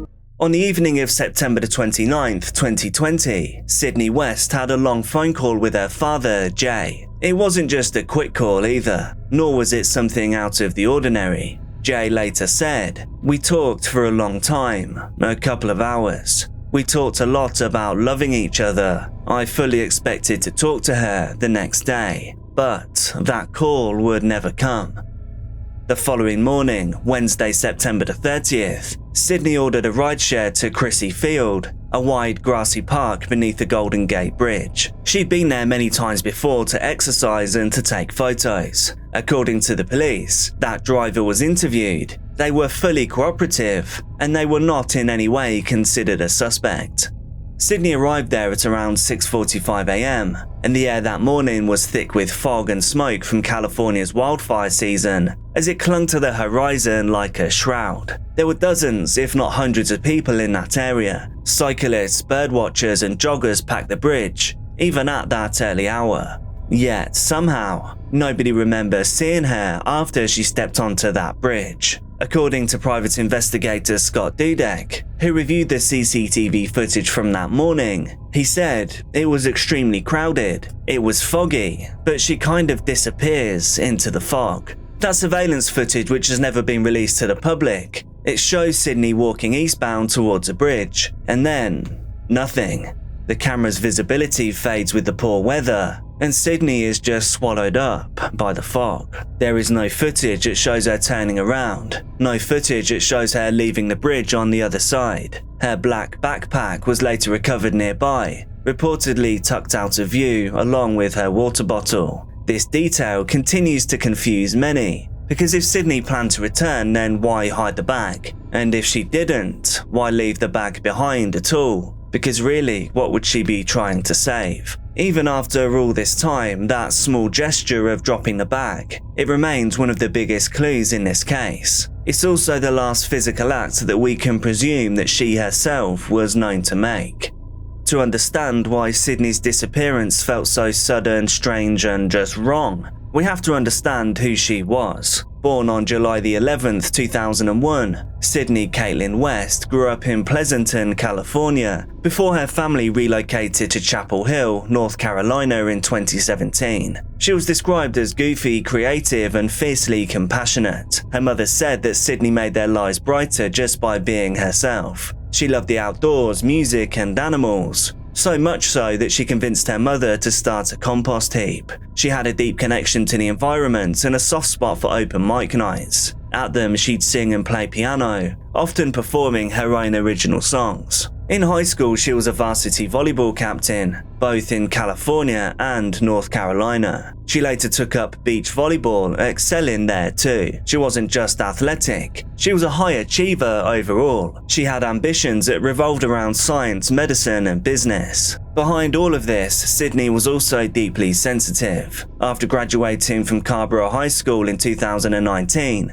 she took a gap year in Australia, where, according to her own posts, she began to struggle with depression and anxiety, saying that things that had been manageable now became harder to mask. In August of 2020, she moved back to California. This was to begin her freshman year at UC Berkeley. But things didn't go as planned. She suffered a serious concussion that summer, and with the pandemic forcing classes online, she found herself unable to keep up. Her mother later said she wasn't supposed to be doing any screen time, but everything was virtual, and she just said she couldn't do it. So Sydney withdrew from the semester, planning to restart in fall of 2021. Until then, she stayed with family friends in the Bay Area. She spent her time exploring the city, playing music, and trying to find her footing again. By all accounts though, she was still struggling. But no one, not even her closest family, believed that she would just disappear on her own accord. I think that we always have so many thoughts swirling through our heads about, I've dealt with anxiety, I've dealt with OCD. Like I'm aware that you're always thinking thoughts, and being able to kind of label that and say like, hey, that's like a thought that I'm having right now, or hey, that's a feeling. Having that conscious thought is really, really empowering, because it allows you to kind of take back control of who you are, and separate all of that outside noise and that clutter from that like true self that we talk about, and that I think a lot of people have never quite experienced. As the day of September the 30th progressed, Sydney's family began to worry. Her father had been expecting that follow-up phone call. So when it didn't come, he sent text messages. He called again, but he got nothing. According to the family and everyone that knew her, this was completely out of character. By October the 1st, 24 hours after she was last seen, parents Jay and Kimberly West reported her missing to police in Orange County, North Carolina. Since Sydney's legal residence was still in Chapel Hill, the missing persons case had to start there, before then being immediately transferred to the San Francisco Police Department. Really scary story here, Liz. There is a woman, a student from Chapel Hill, studying at the University of California, Berkeley, and she's now missing this morning. Yeah, this is Sydney West. She moved to the San Francisco area back in August, but family and friends of the 19-year-old haven't had any contact with her since Wednesday. She was reportedly last seen in downtown San Francisco near the Golden Gate Bridge. Orange County deputies are asking anyone in North Carolina who may have had contact with her to give them a call. The next day, October 2nd, 2020, the SFPD issued a public appeal. They confirmed that she had last been seen on the Golden Gate Bridge just before 7 a.m, and they classified her as an at-risk missing person. That same day, the family received heartbreaking news. This was when they found her backpack near the bridge. We do know that inside was a laptop, but the rest of the contents have never been publicly disclosed. But investigators did reveal that no note was found. Another chilling detail is that Sydney's cell phone and headphones were never recovered. But even though they were never found, there was also been no activity of any kind on her account since that morning. No phone calls, no text messages, no social media, and no bank transactions. It was as if her existence had been erased right there on the bridge. In the early days, Sydney's case generated a flurry of activity. The San Francisco Police Department launched a missing persons investigation through their Special Victims Unit. Sydney's information was quickly entered into the National Crime Information Center database. Within 48 hours, the case had caught the attention of local media, as well as the public at large. Flyers went up around the Bay Area. Family and friends flooded social media with pleas for help. Even strangers touched by Sydney's story joined the efforts to spread the word of her case. This is when Sydney's family hired private investigator Scott Dudek. He is a former law enforcement officer who specializes in complex missing persons cases. Her parents said Sydney liked visiting the Golden Gate Bridge, and cameras on the bridge recorded her the morning she disappeared. However, there was heavy fog that morning that obscured being able to see what happened to her. You know, that morning that Sydney was on the bridge, there was a lot of people that were near her. I know this because I reviewed the video. So we absolutely believe that somebody must know something. Anyone with information about Sydney's whereabouts is asked to contact private investigator Scott Dudek at this phone number. I'm Amy Larson reporting for Cron 4 News from Pleasanton. Dudek reviewed surveillance video from multiple angles, from around Crissy Field and the Golden Gate Bridge, footage that has otherwise never been made public. He described the area as extremely crowded. It was foggy, but she kind of disappears into the fog. That fog would become a critical part of the case, and so was a wildfire smoke that had blanketed much of Northern California that week. Visibility on the bridge that morning was severely limited, and so the combination of fog and smoke created enough interference to make it impossible to track Sydney's movements after she stepped onto the bridge. To this day, the SFPD has refused to release any of that footage. When asked, they cite security concerns and the integrity of the investigation. But many, including Sydney's parents, believe that releasing the video could trigger new tips or leads. Her mother, Kimberly, said, "There were a lot of people on the bridge that morning. Someone must have seen something. Yet, despite the traffic, both pedestrians and cars and trucks, no witnesses ever came forwards to say that they saw a girl matching Sydney's description do anything suspicious. No one reported seeing her stop. No one saw her climbing the rail, and not a single 911 call was made from the bridge that morning." This all leads to the unsettling question. If Sydney had chosen to opt out that morning, how did no one at all see anything? And if she didn't, then where did she go? Did she possibly catch a lift? Or did someone take her? A vigil tonight in North Carolina for a woman who disappeared in San Francisco. The family of 19-year-old Sydney West streamed the event on Facebook Live this evening. West has not been heard from since September 30th. Family and friends of 19-year-old Sydney West held this vigil in Chapel Hill. About 100 people showed up, many getting very emotional as they prayed for her to find her way back home. Over time, this case has become less about what was found and kind of more about what wasn't, because no body has ever been recovered. While the Golden Gate Bridge is tragically known as a frequent location for people to opt out, sorry I've got to use this language by the way, with an estimated 1,800 people doing so to date, there are usually witnesses, or at least some sort of visual confirmation. But in Sydney's case, there was none. And remember, her cell phone was never found as well, so it's been theorized that she may have done this with it in her possession, and it ended up submerged in the bay. However, why would she take her cell phone if she chose to leave her other possessions on the bridge? Her mother has publicly said that when she tried to check Sydney's location on her phone that morning, the location was off. So had Sydney turned that off herself? Was the phone switched off altogether? Or was the phone still on? Or had she or somebody intentionally disabled it to prevent Sydney from being tracked? I must admit that I do find it weird that she left the backpack, which could be returned back to her family, but not the phone. It's also worth noting that the contents of that laptop have never been disclosed. I mean, it is possible that the answers to this case are within that device. Had she looked up statistics from the bridge? Had she investigated jump locations? Maybe she'd been researching how to disappear. Had she met someone new? Authorities have never confirmed any of this, which is again frustrating. But what we do know is that digitally, Sydney's footprint ended on September the 30th. Also worth noting is that she didn't bring anything that will suggest that she planned to start a new life elsewhere. As far as we know, there was no change of clothes. There was no travel gear, no wallet, no passport. Just a backpack left behind, and the phone vanished. It's about 7:30 in the morning. In about 3 hours, at 10:37, we're going to celebrate your birth. Which up to that point, it was the best day of my life. 20 years ago. There have been many good times since then. Great times. We're out on the island as a family, as we were with you last summer.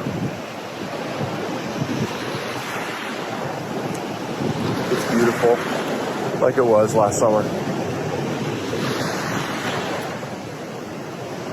But there's a big piece missing, and that's you.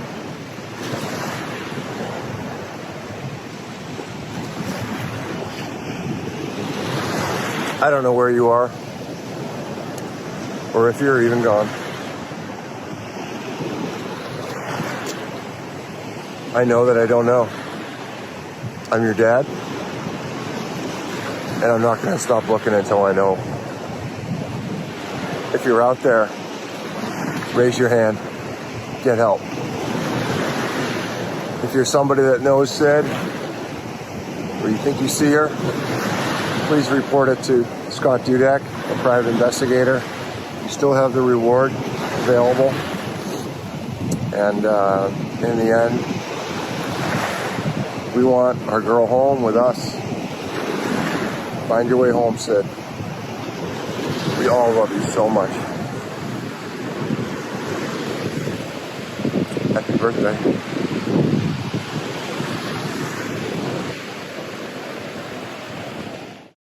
As time went on though, dozens of tips did pour in. Sightings, or at least rumours. A fruit truck worker who claimed to have seen her. This included a fruit truck worker who claimed to have seen Sydney, but that lead nor any others have led anywhere. Her father Jay summed up the family's agony. Lots of people have said, well, it's obvious what happened. But, knowing my daughter, how much she loved her sister, her family, all the things she had ahead of her, I just find it hard to believe she would leave all that.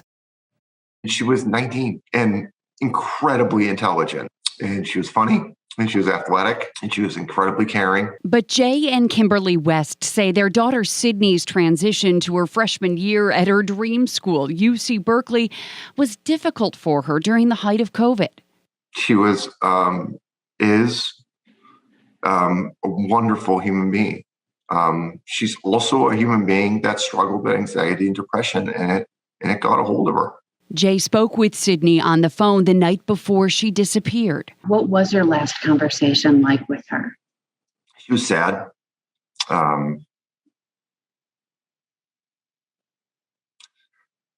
She told me she loved me. And I told her she had a mountain of people that loved her. The next morning, September 30th, 2020, cameras on the Golden Gate Bridge captured her there. But because of the fog, they lost sight of her. There were a lot of people on the bridge, though. There's people walking, running, biking, driving.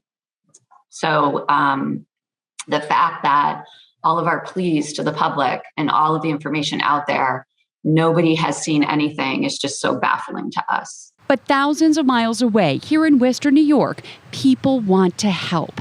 Pastor Steve Bigner of St. Paul's Lutheran Church in Eggertsville went to Amherst High School with Sydney's mom, and he's leading a 100-mile bike ride Friday in Sydney's honor. And Sydney's dad is coming here to ride along.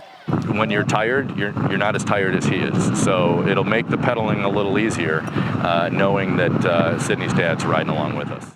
From pretty much the beginning, the official theory was that she chose to do this to herself. That's the San Francisco Police Department's view anyway. For many, this does seem like a logical, although heartbreaking conclusion, but arguably the details don't quite add up. Because remember, not one person on the bridge that morning reported seeing anyone in distress, let alone Sydney. There were no 911 calls. There was no splash, no yell, no sound at all. Nothing that made people turn their heads or look. That in itself is pretty rare. Studies and documentaries about the Golden Gate Bridge, they all confirm that most jumpers hesitate once they get there. They linger. Some sit or stand on the railings for minutes or sometimes hours. They may cry or pace or talk to passers-by or authorities. And if someone does climb over, witnesses usually would notice. So in Sydney's case, if she did climb that railing, she did it very fast, unseen, unheard and uninterrupted. Which does make you wonder,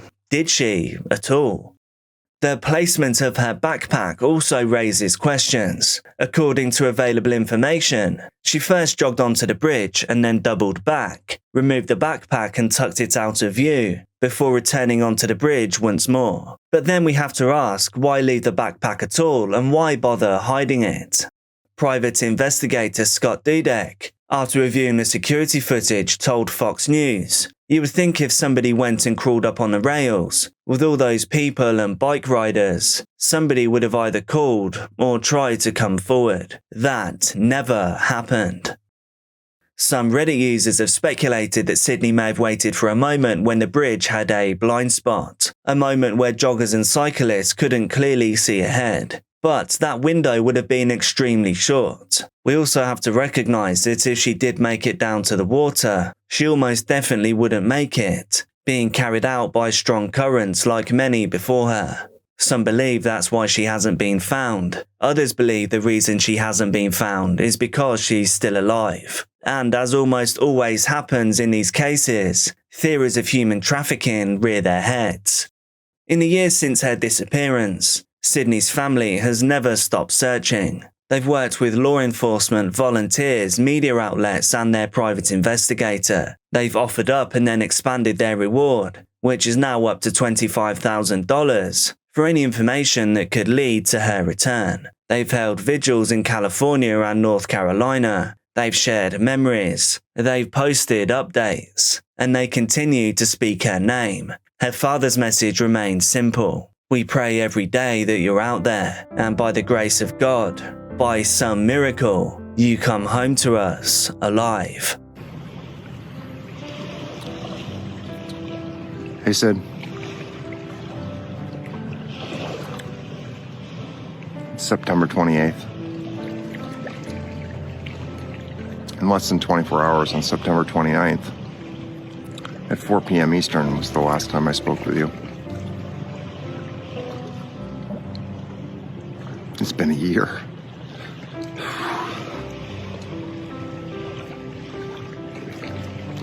A year without somebody that you cherish is so hard. So I came down here with Mom. Maybe we could find a bit of peace in this most difficult of weeks. So I was trying to think about some things that I could do to honor your being. And one of the moments of absolute joy was watching you learn to get dive certified and seeing the wonder of what's underneath the surface of the water. And so tomorrow I'm gonna go diving with some friends. And I know I'll be thinking about you the whole time.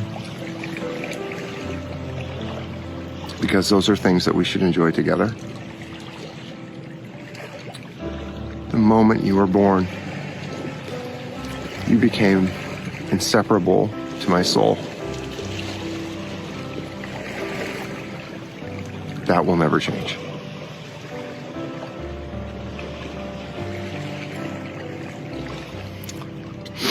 And so, we pray every day that you're out there, and by the grace of God, by some miracle, you come home to us alive. We love you so much. I've said it a million times. Find your way home, girl. We love you, and you're inseparable to all of our souls. love you. Today, Sydney West case remains open. There is still no body. There is also no evidence of foul play, and only small clues left behind. I mean, I've heard somebody say, oh, they give their right arm to save their child, to an abductor or something. I'd give my whole body. And so, around 5:48 was my last text in the morning. And I fell back asleep, and then that's when I woke up and she was gone. It's just after sunrise in Chalfont Valley, California, October the 13th, 2018. A quiet stretch of Highway 6 sits mostly empty. 3 separate witnesses will later report seeing the same thing. A girl walking alone. She's slim and has dark blonde hair. They all say she's heading south. She's not hitchhiking though, nor is she waving to drivers for help. Something about the situation seems off. She's wearing a white t-shirt, grey sweatpants or jeans, and has Vans sneakers on her feet. She has no bag and no phone. A local teacher by chance sees the girl on the side of the road. They slow down on their approach. They watch her for a moment because something doesn't seem right. But then, the girl, Carly, vanished. A number of people saw Carly the night before. All of them have a story to share, but somehow they're all different. Friday, October the 12th, 2018, Carly Guusay was 16 years old and a junior at Bishop Union High School. She lived in Chalfont Valley, California, a remote desert community north of Bishop, and she lived there with her father, Zachary Guusay, and her stepmother, Melissa, as well as her siblings. Chalfont Valley is a remote, high desert town in Mono County, California. It's quiet, isolated, and surrounded by mountains. It's only got a few hundred residents, and it's surrounded by seemingly endless open land. On that evening, Carly told family members that she was heading to a friend's house. But from what we now know, Carly didn't just hang out at one place on that night. It's believed that she left her friend's house with 2 teen boys, one of which was her boyfriend, which we will call D, and then they ended up at another spot nearby. Early rumours around this night claim that Carly had gone to a party on that night, but boyfriend D later clarified there was no party. They were just simply hanging out at a friend's house. According to D, that's where Carly smoked some green, and then things changed almost instantly.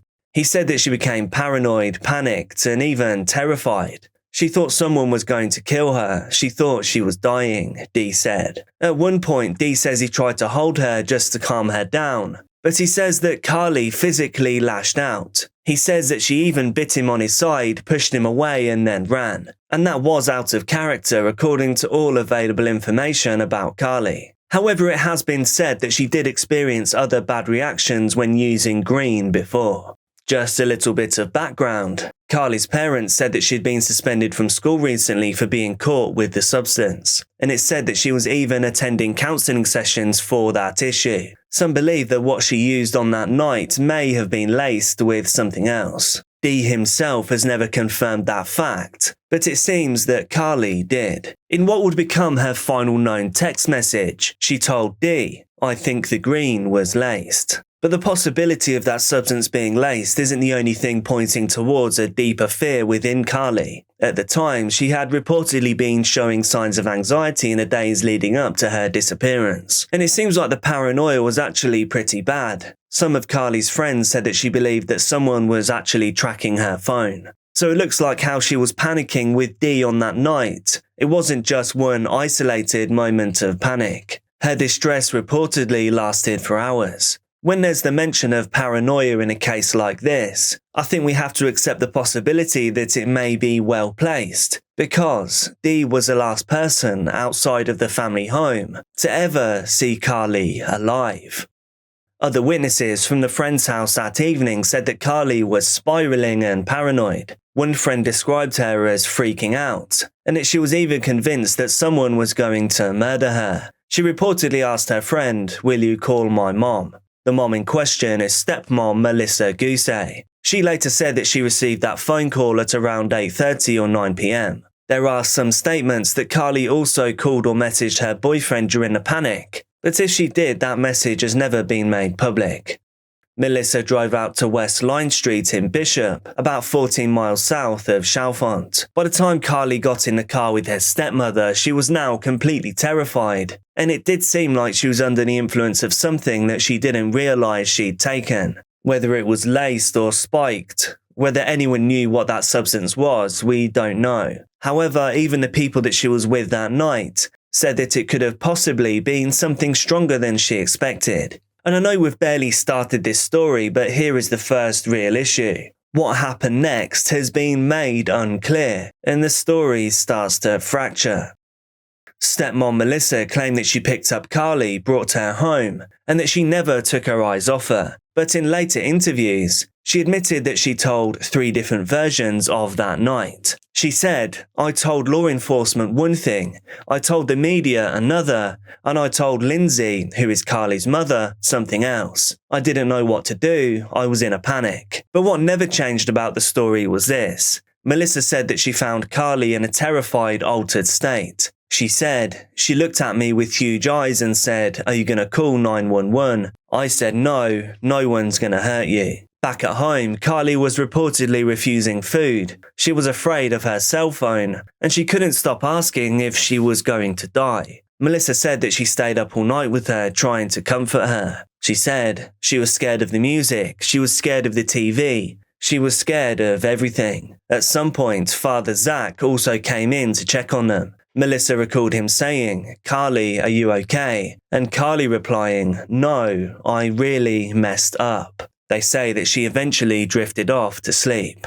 There are a lot of theories bouncing around online. Some question whether Carly ever made it back to that house at all. Others question if she ever left it alive.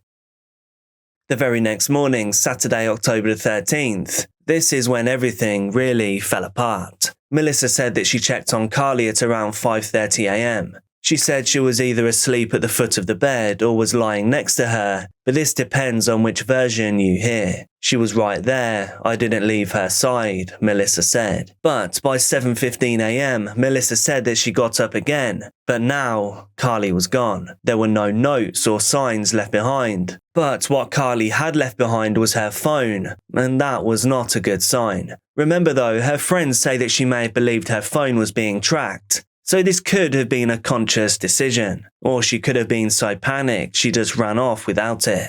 Melissa claimed that she then searched the house, ran outside, that she even drove around looking for her. But while all of this was happening, Father Zach wasn't immediately told. "I was upstairs, I didn't even know she was missing," he said.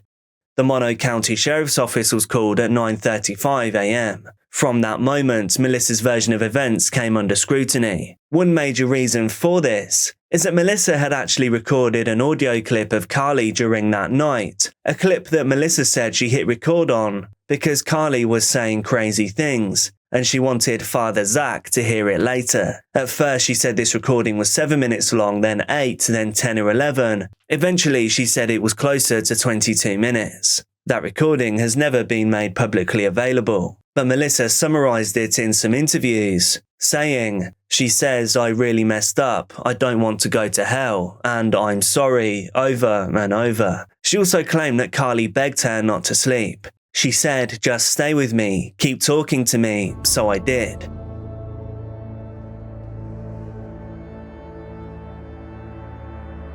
Melissa. Do you want to take a shower?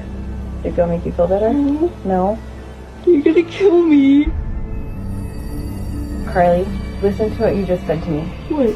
You said you're going to kill me. Don't kill me. Why would I kill you?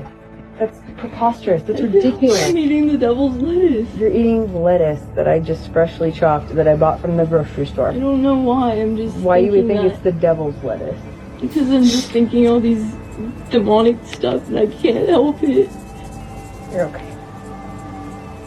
You wouldn't call them? Why would you look at me like that? When you just said you wouldn't, would you call them? 911? If for what reason? If there was an emergency? If there was an emergency, yes, I would always call 911. Yeah. What is this? I don't know. Just don't look at my face. I have to look at you. No, you don't. Is it because I'm ugly? No, you're not. You're beautiful. You're not ugly. I'm sorry. Me too.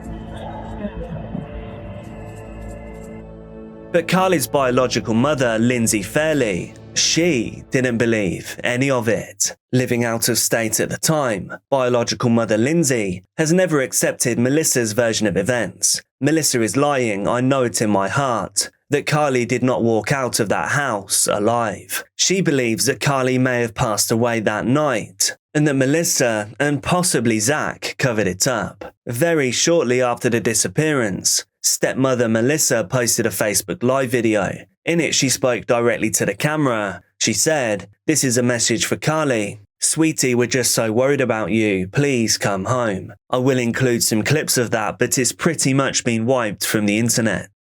Hey everyone, this is Melissa Guusay. I'm posting on Instagram now. My 16-year-old daughter, Carly Guusay, has been missing since Saturday, October 13th at 7:30 in the morning from White Mountain Estates by Bishop, California. She is 5'7", 16 years old, blue eyes, blonde hair that comes to mid-waist by her belly button, very skinny. She was seen with a white t-shirt and sweatpants walking towards Highway 6, and I'm putting it on here, so please share, repost all the news media, the more the better. It'll be on KTLF 5 tonight at 6 p.m. and we'll also be on Reno News again, and thank you.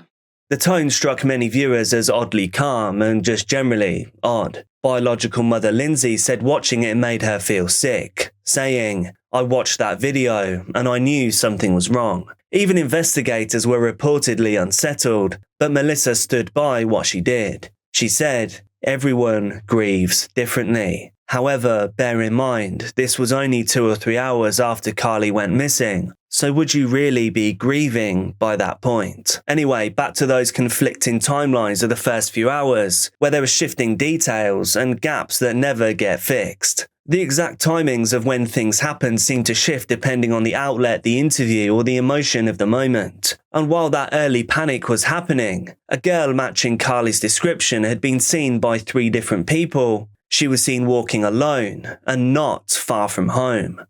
Melissa's inconsistencies are really quite baffling. In her first version, she said that she lay to Carly until they both fell asleep. Later, she claimed that Carly had been up most of the night, pacing and acting paranoid. She said she would go to the bathroom, she'd come back, she'd go outside, come back inside, just in and out. That's what Melissa said in an interview in 2021. But eventually, Melissa began telling a new version. Now she said that she actually watched Carly walk out of the house. And this wasn't during the night, it was after sunrise. And this really is one of the most controversial moments in the case, because she actually said, "I watched her walk away. She had a white shirt on, grey pants or sweatpants and Vans. She was walking towards Highway 6. According to her, this happened around 6 or 6:30 a.m. This was before she called the police. But here's the problem. That detail never appeared in her initial statements to the police. And if it really happened before she called them, why on earth would she not tell them that? In fact, for months, she insisted that she didn't know Carly had left at all, until she woke up and found that she was gone.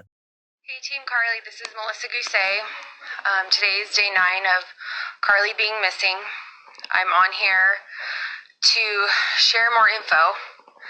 I just spoke to the sergeant and they are at a dead end.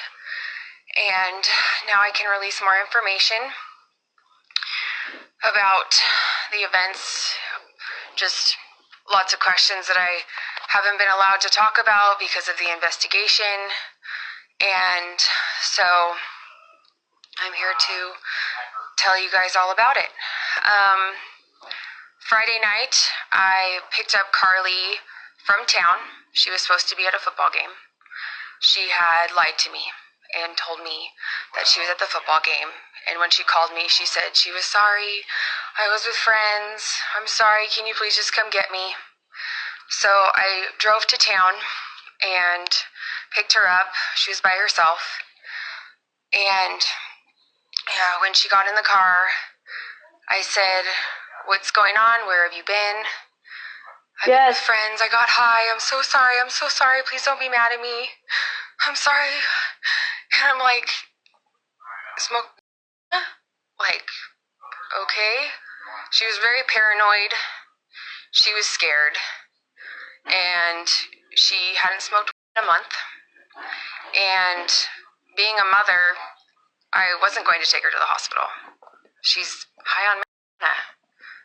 Why would it didn't cross my mind. She was fine. We talked the whole way home. I brought her home.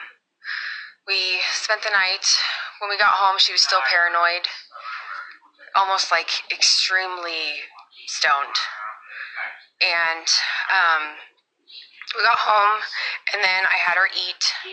She had a salad. I made her eat a power bar, and she was just very paranoid. And she wanted me to spend the night with her.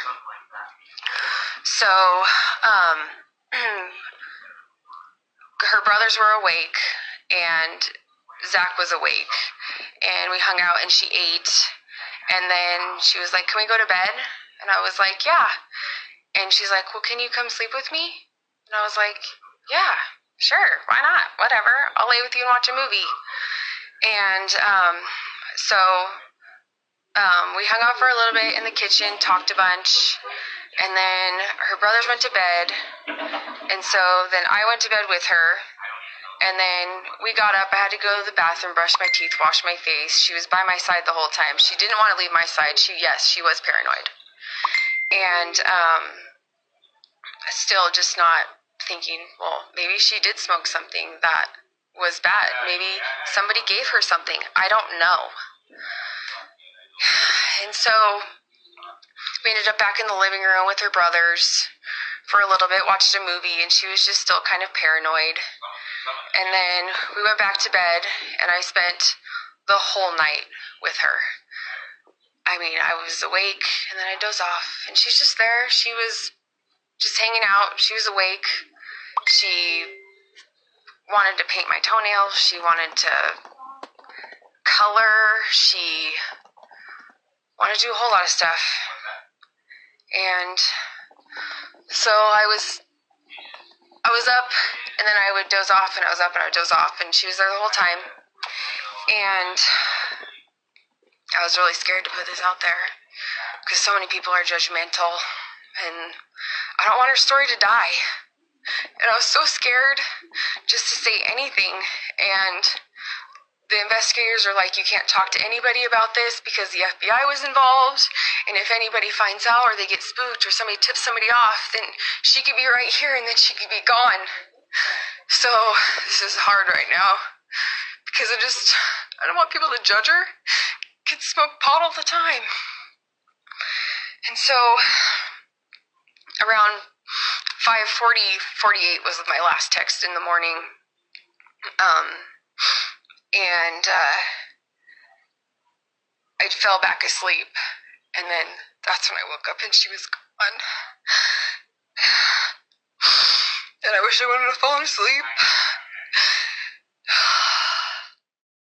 It's widely believed that the front door was left slightly ajar, so we do have to wonder, was that due to Carly sneaking out to escape the home for some reason? Did she rush out and not worry about closing it? Or did she just walk out in an altered state and not even consider closing that door behind her? Either way, it was only after the first witness sightings were confirmed that Melissa now claimed she actually saw Carly walking out. I find this detail alone hard to shift from my brain. I mean, how could you forget that? Talk about making yourself look suspicious. To some, it looked like a story shifting to match the evidence. To others, it was just a mother realizing something that she had previously blocked out. I am unsure, which isn't too surprising because it seems even Melissa is unsure at times too, and she's the one that was there. To throw even more confusion into the mix, at one point she said, "I don't know if it was real or a dream, but I know I saw her leave." Whether intentional or not, the result was the same, a massive question mark over what actually happened on that morning. What we do know is this.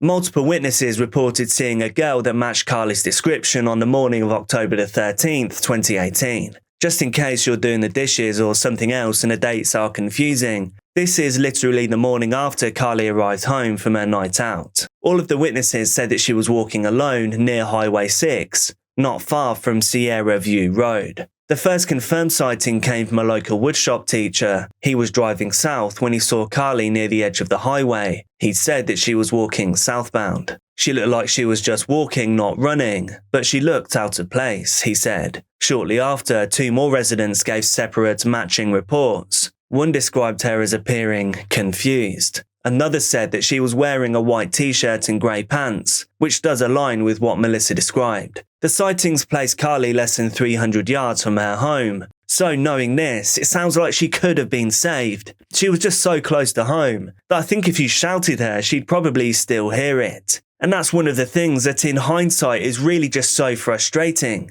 Because after those first few witnesses, there was nothing. No more witnesses, no security camera footage, and there were obviously no pings on her phone, because we know she'd left that at home. So now the search was on. Search dogs were brought in, helicopters swept the area, but still nothing. There are reports that search dogs did pick up Carly's scent, but that only led them down to the bus stop, and that was probably not relevant to that specific day that she vanished. Now, despite how visible this area is, mainly flat desert with wide views, no one reported seeing her again. The road that she was last seen on, Highway 6, is a long and desolate stretch. It leads north to Nevada, and it passes through tiny scattered communities. To the south, it curves back towards Bishop, the last town that she was in the night before. Some people believe that she may have been picked up by a stranger, and I mean that could go a few ways. She could have hitchhiked and started a new life somewhere, which does seem unrealistic. Or we have to believe she could have been taken against her will. Others believe she veered from the highway and walked out to the desert, which is pretty much a death sentence. Carly's biological mother though, Lindsay Fairley, she has a different theory. She believes that it is possible that Carly never left home alive. I think from her statements that she believes whoever was walking down the highway wasn't Carly and it must have just been someone else. She said, if she was seen walking near the highway, then why wasn't she ever seen again? Not by anyone, not by one camera. And well, I think that's a fair question. Those 3 sightings of Carly on the highway took place between 6:30 and 7 a.m, and they were all within a quarter-mile radius of her home. The first was the woodwork teacher. The second was a Chalfont resident who had never actually met Carly before. One thing that this witness said that is kind of strange. He said that Carly had with her a piece of paper. I mean, what was that piece of paper? What was on it? What was it for? Was she maybe going to use it to hitchhike? I mean, it's frustrating, but it's possible we will never know. The third witness was a school administrator, someone who did know Carly, and they were certain that it was her. She said, "It was Carly. I know it was. I'd seen her hundreds of times at school." So if we are to believe that statement, it does seem like it blows Lindsay's theory out the water. All 3 witnesses reported the same clothing, which also matched what Melissa said. None of them say that they saw Carly interact with anyone. None of them saw her running, crying, or signalling for help. And frustratingly, none of them saw where she went next. And this pretty much is what haunts the case. You have a girl by who all accounts had no history of running away. She had no known plan and no transportation arranged. She was seen by 3 different people walking in a consistent direction. But then, nothing. No cars were spotted pulling over near her, and none of her belongings were ever recovered. She vanished within a tiny window of time, on a clear morning in an open desert. Neighbour Ashley Forbes said, "Nobody in town goes missing like this, not without someone seeing something." Living literally house to house from her, or next to her, it was like having, a sister every single day. Like I said, we'd go to school together, we'd come home from school and we'd, either go to my house or to her house and have a sleepover. I was usually more at her house than I was at my own. And it was like whenever I needed a friend, she was right next door. Whenever she needed anybody, I was right next door. we would have these adventures over by her old house, and we would go out into the middle of the field and build a fort, and we'd be out there for hours on end until we had to come home to eat dinner. And Carly was the only person that could, go and have fun with me in the middle of nowhere and, have absolutely nothing except sticks and a blanket and still have fun. And that's why I miss her a lot. Being so close with Carly, and when I heard that she was missing, it really impacted me. Because this little town, nobody goes missing like that. And I miss her a lot. We were actually supposed to hang out the day that she actually got taken. From the beginning, Zach, Carly's father, has maintained that he was asleep upstairs on the morning that his daughter disappeared. He said that he didn't even know that she was gone until, that is, Melissa told him at around 7:15 a.m. He said, "I was upstairs. I didn't even know she was missing." Zach has stayed mainly out of the spotlight. He hasn't granted many interviews, but when he does appear, like in the FBI, The Things They Carry documentary, he could arguably be defensive and a little guarded. I've walked, I don't even know how many miles, just to look for anything, look for something. I mean, and it took me months. And then after about a few months, I had to decide I had to stop.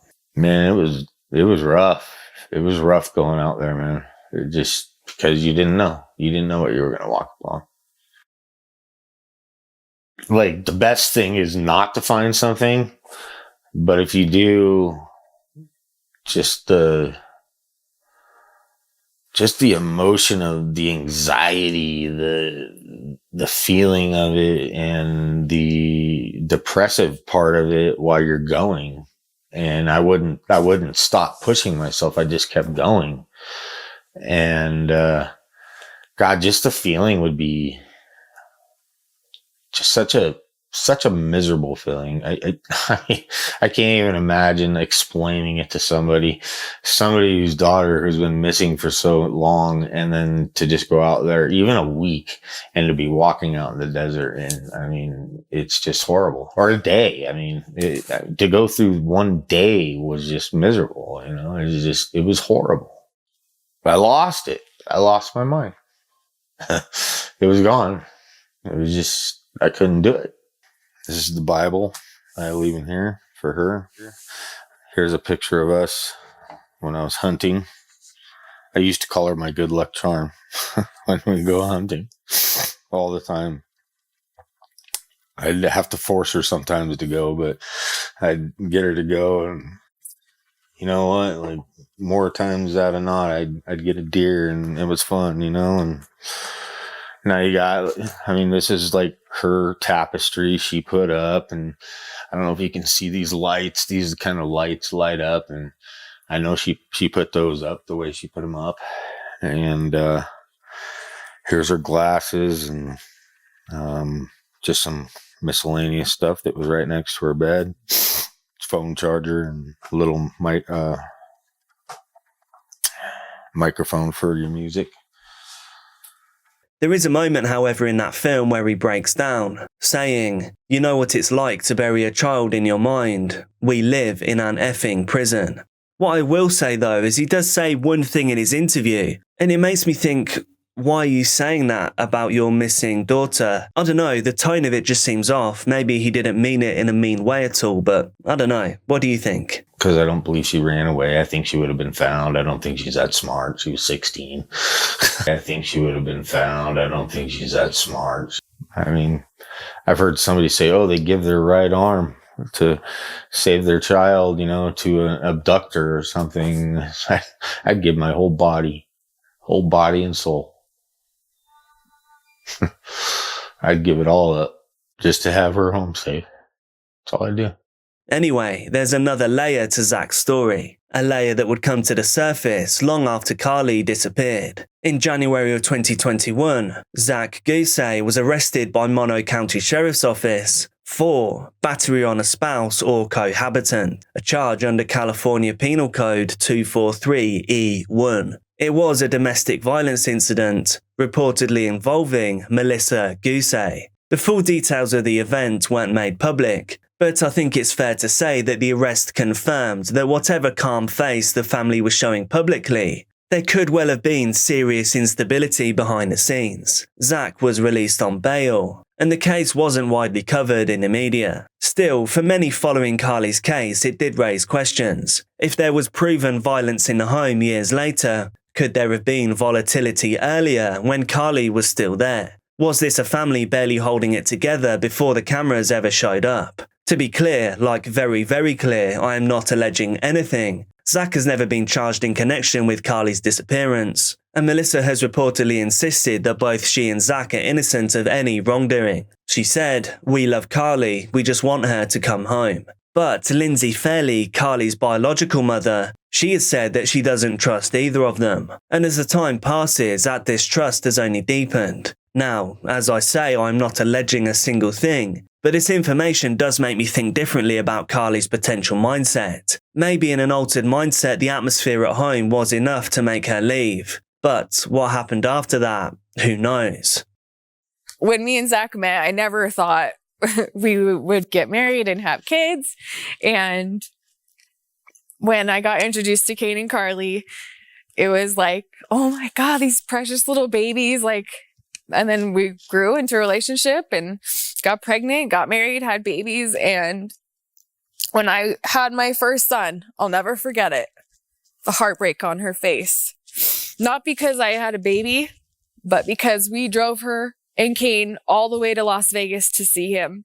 And she had a temperature, so she wasn't allowed to go in and see her new baby brother. And just the heartbreak on her face and in her heart. And she was so upset, like, I can't see my baby brother. But sure enough, the first day when I brought him home, she wouldn't put him down.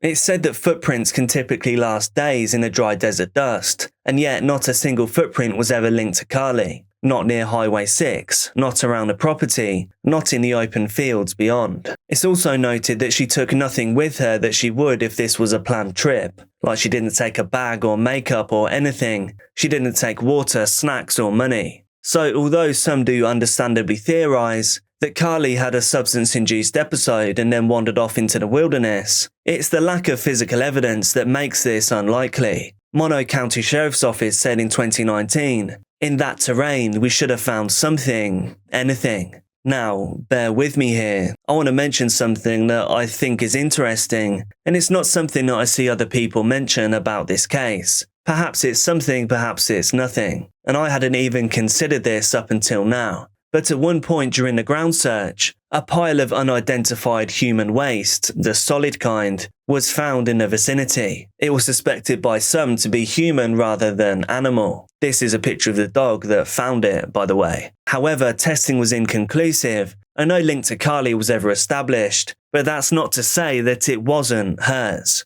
One potential sighting came from Tonopah, Nevada, nearly 170 miles away, but that was never confirmed. The FBI eventually offered a $5,000 reward, and the case was featured in multiple national media outlets. Still, no verified sightings, no solid leads to latch onto. So as the years pass, the scrutiny can only turn back towards the house, towards the recording, towards Melissa, towards the missing minutes or hours and changing stories. But without a body, there was nothing and nobody to charge. With no evidence, no confession, no known cause of Carly's end, if she was ended, means that Carly Guusay has now been missing since October the 13th, 2018, and her case remains just as unsolved as ever. What do you think happened here? I'd love to hear your theories down in the comments. So here are the details of my sister's missing person. On March the 2nd, 2023, Sarah messaged me, called me roughly around 7-ish, asking, like, sup, like, what's going on? Sarah then later messaged me, just kind of asking if I knew somebody could pick her up from work. Typically, she just takes an Uber, so maybe she wasn't able to find an Uber quickly that night. Her roommate was out of town on a Veterans Women Retreat, so she was going to be home alone. Roughly around 10-11 p.m. I get a text message letting me know that she got in some random guy's truck with some cowboys, and she hoped they took her on a ride.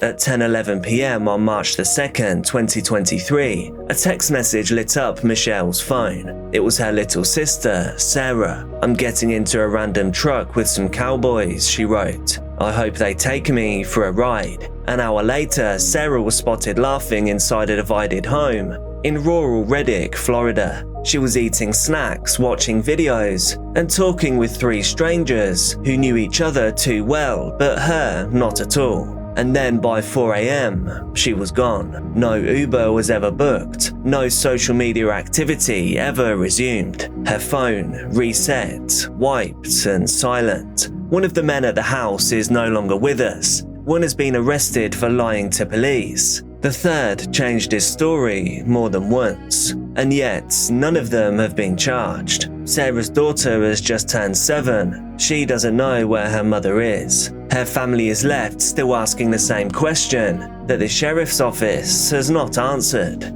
Where is Sarah Ebisol?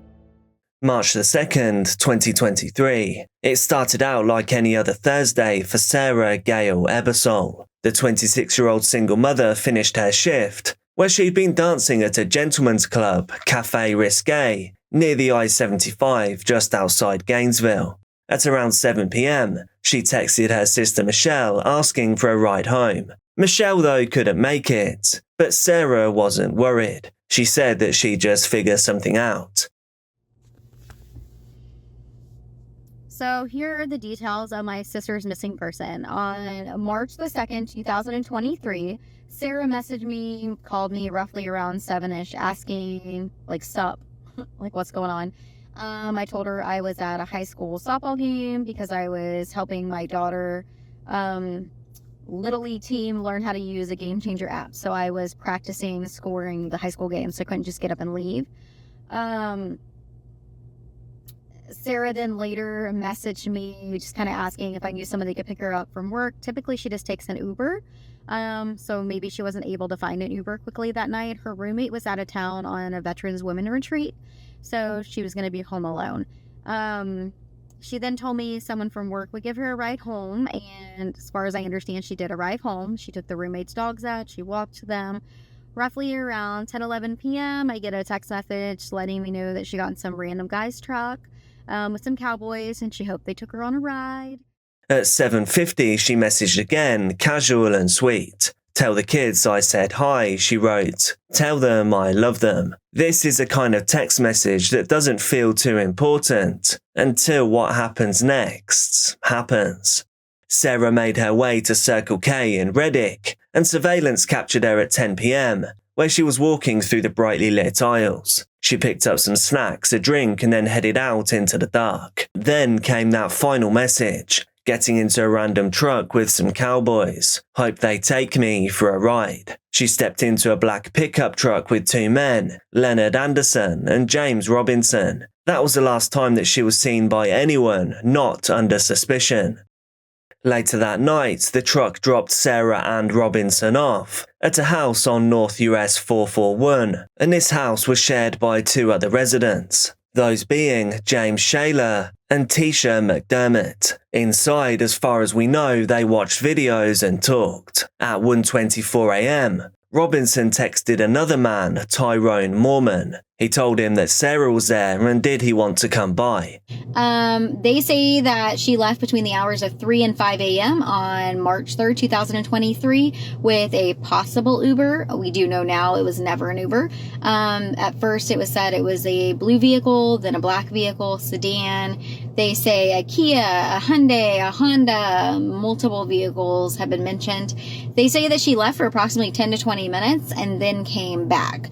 One of the individuals stated that he heard her outside, but when he went outside, she was no longer there. Tyrone then arrived in a blue Hyundai Sonata, and by 4 a.m. he left. And importantly, he left with Sarah in his passenger seat. That is the last known moment, for now, that Sarah was seen before vanishing into thin air. Her phone continued to ping briefly, but to make things much more concerning here, Sarah's phone was reset. Her accounts were all seemingly wiped, and with that, certain windows into her online world were gone.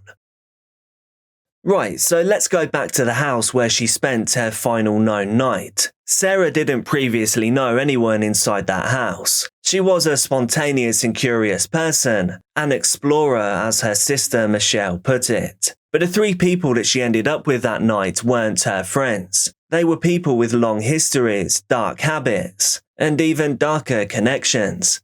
James Robinson lived on one side of the duplex, a place that was known for illicit substance activity. He'd reportedly been using heavily on the night that Sarah came over. On the other side lived Shayla and McDermott. When Sister Michelle investigated the case for herself, they told her that the 4 of them had hung out until about 3 a.m. and that Sarah left in what they believed was an Uber. However, that turned out to be false. There was no Uber booked in her name, but there was a man, Tyrone Mormon. Text messages between Robinson and Mormon did confirm that Tyrone showed up at the house at around 2 a.m. Witnesses then saw Sarah leave with him at around 4 a.m. And remember that night Robinson texted Mormon saying, "She's here if you want to meet her." So I guess there's a couple of things in that message. If he's saying she's here, we can guess that there was some prior discussion about Sarah, and why would he want to meet her? It seems like there was a conversation prior to this. Later, according to Sister Michelle,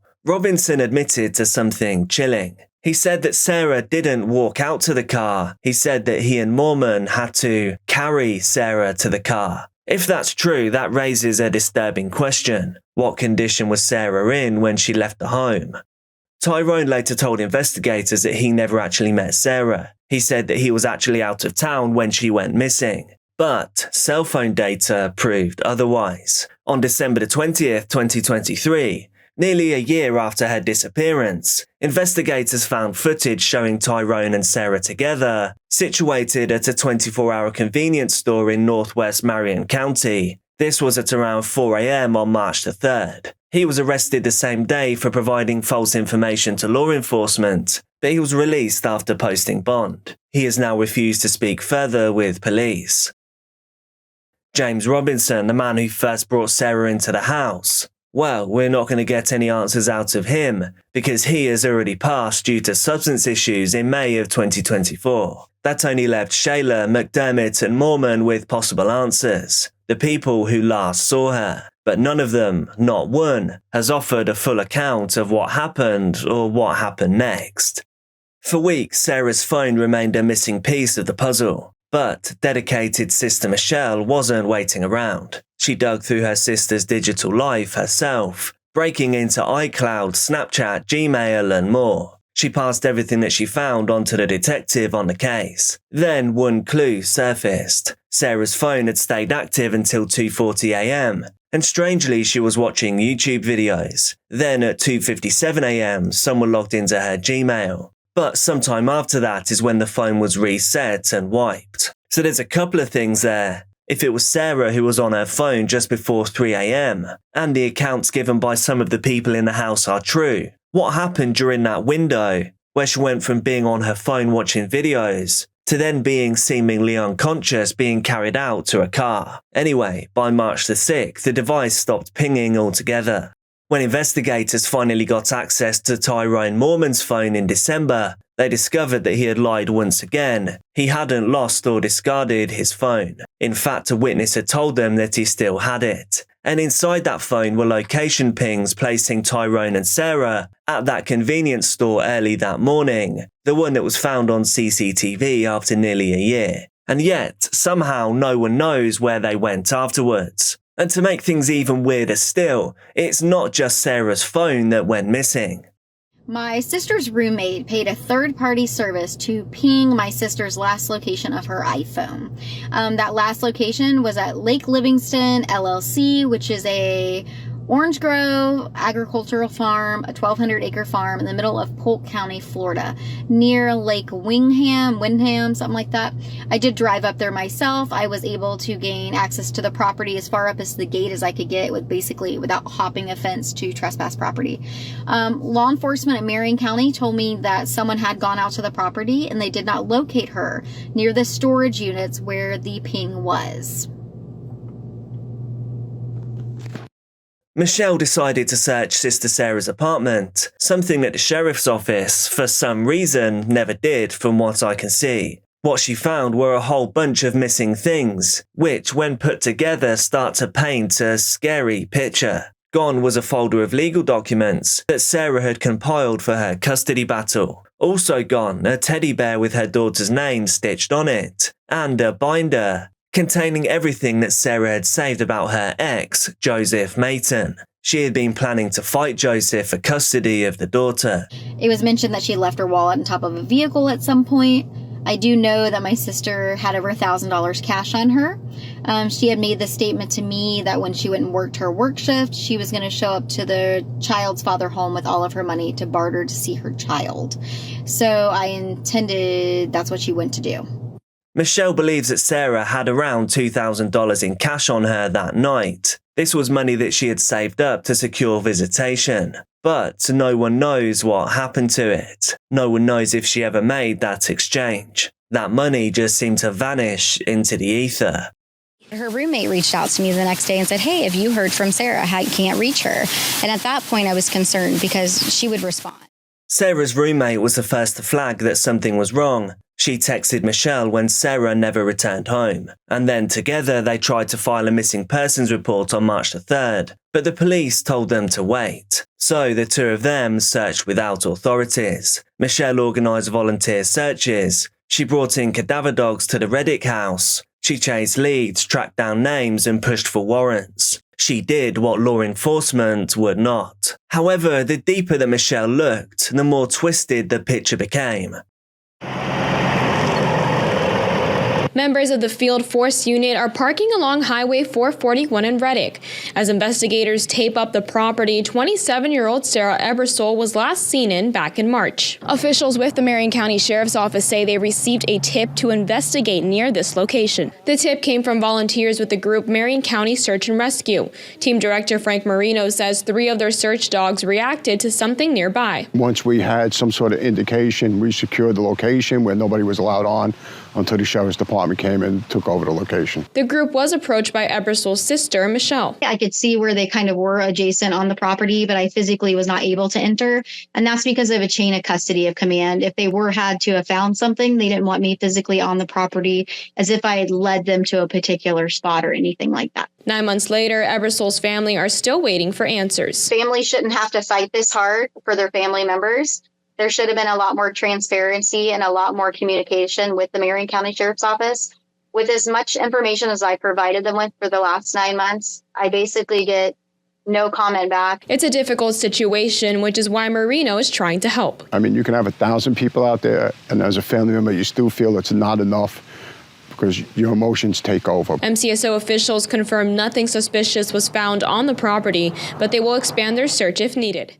We've just introduced Joseph Mayton. He wasn't just Sarah's ex, but also the father of her child. Their relationship had been rocky for years. I'm actually going to show you some of their correspondence on screen. I can't show you too much, because most of it is made up of swear words or just vulgar stuff that's going to get taken down from YouTube. Anyway, Sarah had filed a restraining order against him, accusing him of harassment and stalking. She even changed her phone number more than once to try and get away from him.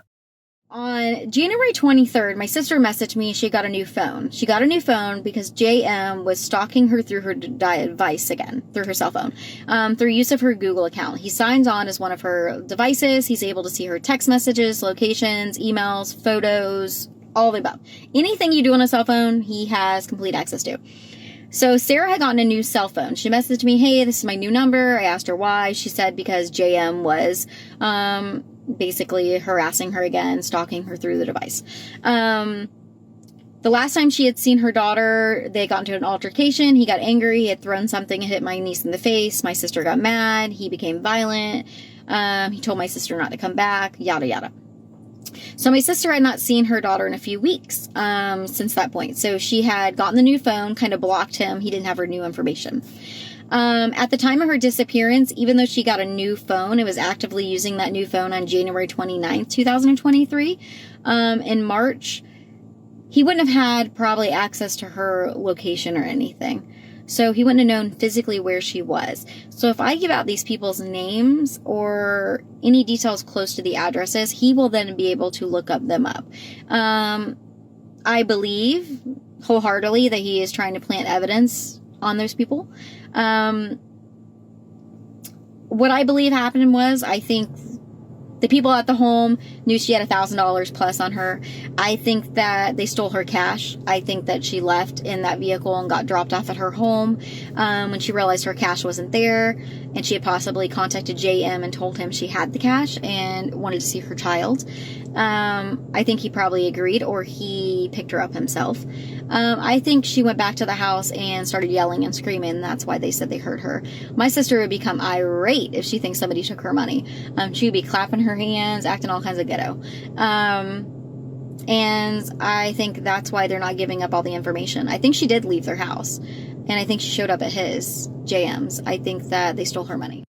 At the time that Sarah disappeared, Joseph still had full custody of their daughter. However, as we know, Sarah had been working towards getting her back. But after Sarah vanished, things took a strange turn. Just more proof that digital footprints may be holding more clues than we realise day to day. Joseph reportedly started following some missing persons Facebook pages about Sarah's case. So I guess he could have been concerned. But from everything we know about him, it doesn't seem like he would be. And then to make things worse for Joseph, on March the 29th, a friend came forward claiming that Joseph had told them Sarah is dead. That very same day, Joseph was arrested. But not for anything to do with Sarah. Instead, it was because he assaulted a 75-year-old man.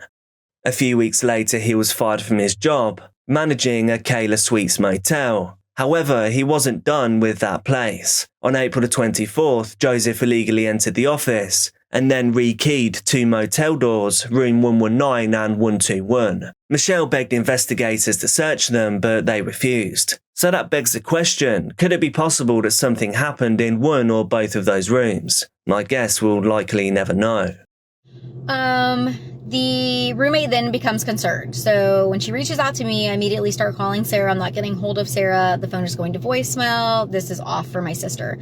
I explained to her that when I spoke to Sarah, she said she was going to, on her next work shift, which was on March 2nd, she was going to take all that money from work, and she was going to then show up to Ocala Suites, to the hotel where her child's father was employed and lived. We're just going to call him JM, since my videos are getting flagged for mentioning his name, but you should know his name by now. So she says that she's going to show up to JM's hotel. I try to disregard that, but I was like, Sarah, it's not a good idea. You don't need to do that. You know, he only wants money from you. That's all he ever cares about is money. It's not about the care of my niece or her child. Sarah was not going to be swayed to do anything other than that. So I don't know what happened the night of my sister's disappearance. They say she left between 3 and 5 a.m. They say she left in a car. She came back. She left again. And that's the last time they saw her. One of the gentlemen said they had called her after that to check in the next day, and her phone was going to voicemail. Eventually, Joseph packed up and left Florida entirely, taking Sarah's daughter with him to Kentucky. And now things get even more weird somehow. I mean, this one's crazy. He also changed the girl's name. Sarah had named her Dahlia, but Joseph renamed her to Cora. And this name is one of the biggest red flags I've ever seen in my life. Back in 2006, a young girl named Coral Rose, or Cora Fullwood, was abducted and murdered in Florida. Records show that during that investigation, Joseph Mayton was interviewed about the case. I mean, how wild is that? One of the most crazy things I've ever heard. Joseph, however, was never charged in that case, but he did refuse to give DNA, and he told officers that he didn't trust police. So just to recap, he changed his daughter's name with Sarah, who is missing, to the name of a girl whose murder investigation he was a suspect in. What is going on? Michelle couldn't ignore the mounting connections. She couldn't ignore the bizarre name change, the missing documents, the eerie silence over the case. She doesn't, however, believe that Tyrone Moorman is responsible for what happened to her sister, at least not fully. She does believe, though, that he might know parts of the story, but she thinks she knows the person who would benefit the most from Sarah vanishing would be Joseph. Joseph has never spoken publicly. He never joined the searches for his child's mother. He never helped to raise awareness on the case. And when Michelle tried to speak up, Joseph filed a cyberstalking injunction to stop her and others from naming him on social media. Now, some of the people closest to Sarah are legally barred from discussing the man that she feared most. Hey, just letting everyone know, today is July 3rd, 2023. I had to make an additional TikTok account for my sister's missing person just because a certain individual, I guess we won't name him, is going on my TikTok account and I guess community standard violation all of my videos, all of my posts, and TikTok is steadily taking them down, so eventually they may remove my account. So I need to have a backup account so I'm still able to share updates about my sister. So please go ahead and add yourself to this account. Thank you so much.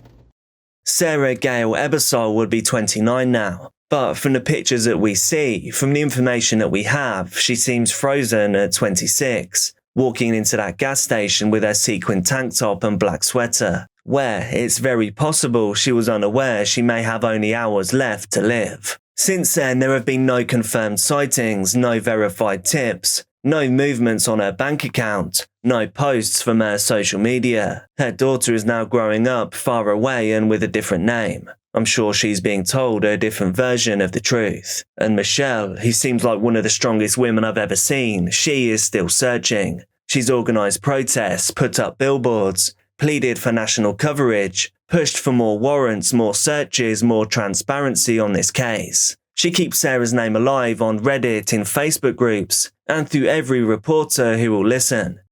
In March of 2025, 2 full years after Sarah vanished, the sheriff's office once again called Tyrone Moorman a person of interest, but still no charges, and still no Sarah.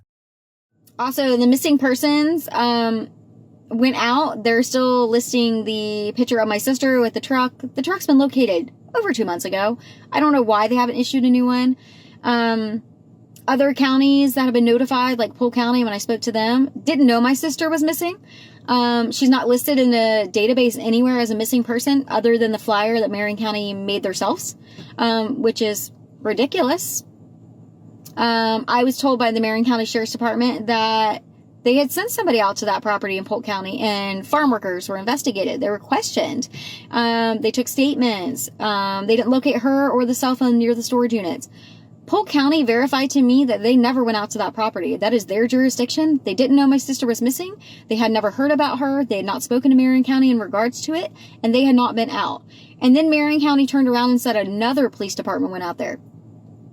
That would make no sense. That's not their jurisdiction, and I called them out on it, and I didn't get a really response. As the months keep on passing, advocates keep asking the same questions. What happened to Sarah's money? What happened to Sarah's documents? What about Joseph? They also ask the questions, why haven't investigators done more? My humble opinion is because she danced in a risque establishment, and sadly, it's just a fact that there are 2 different tiers to justice in this world. I see it day in, day out in these cases. There is no way that by this stage it can just be a coincidence. But Sarah Ebisol, she wasn't just a dancer. She wasn't just someone's story of a problem ex. She was a sister, a mother, a woman fighting to get her child back. A woman who just needed a ride home, who was dreaming of the future. Until the truth is found, her family refuses to let her story go quiet. There is still time to speak up. There's still time to do the right thing. There's still time, one way or another, to find Sarah. And I hope that maybe this video could help. Let me know your thoughts and theories down in the comments. This case is just crazy. Today's video is brought to you by creatorsdothis.com. Click the link, join the free newsletter, and we will send you a ton of free stuff to help you take your creative thoughts and turn them into a stable income and a chilled life. Be careful out there, and I'll see you soon.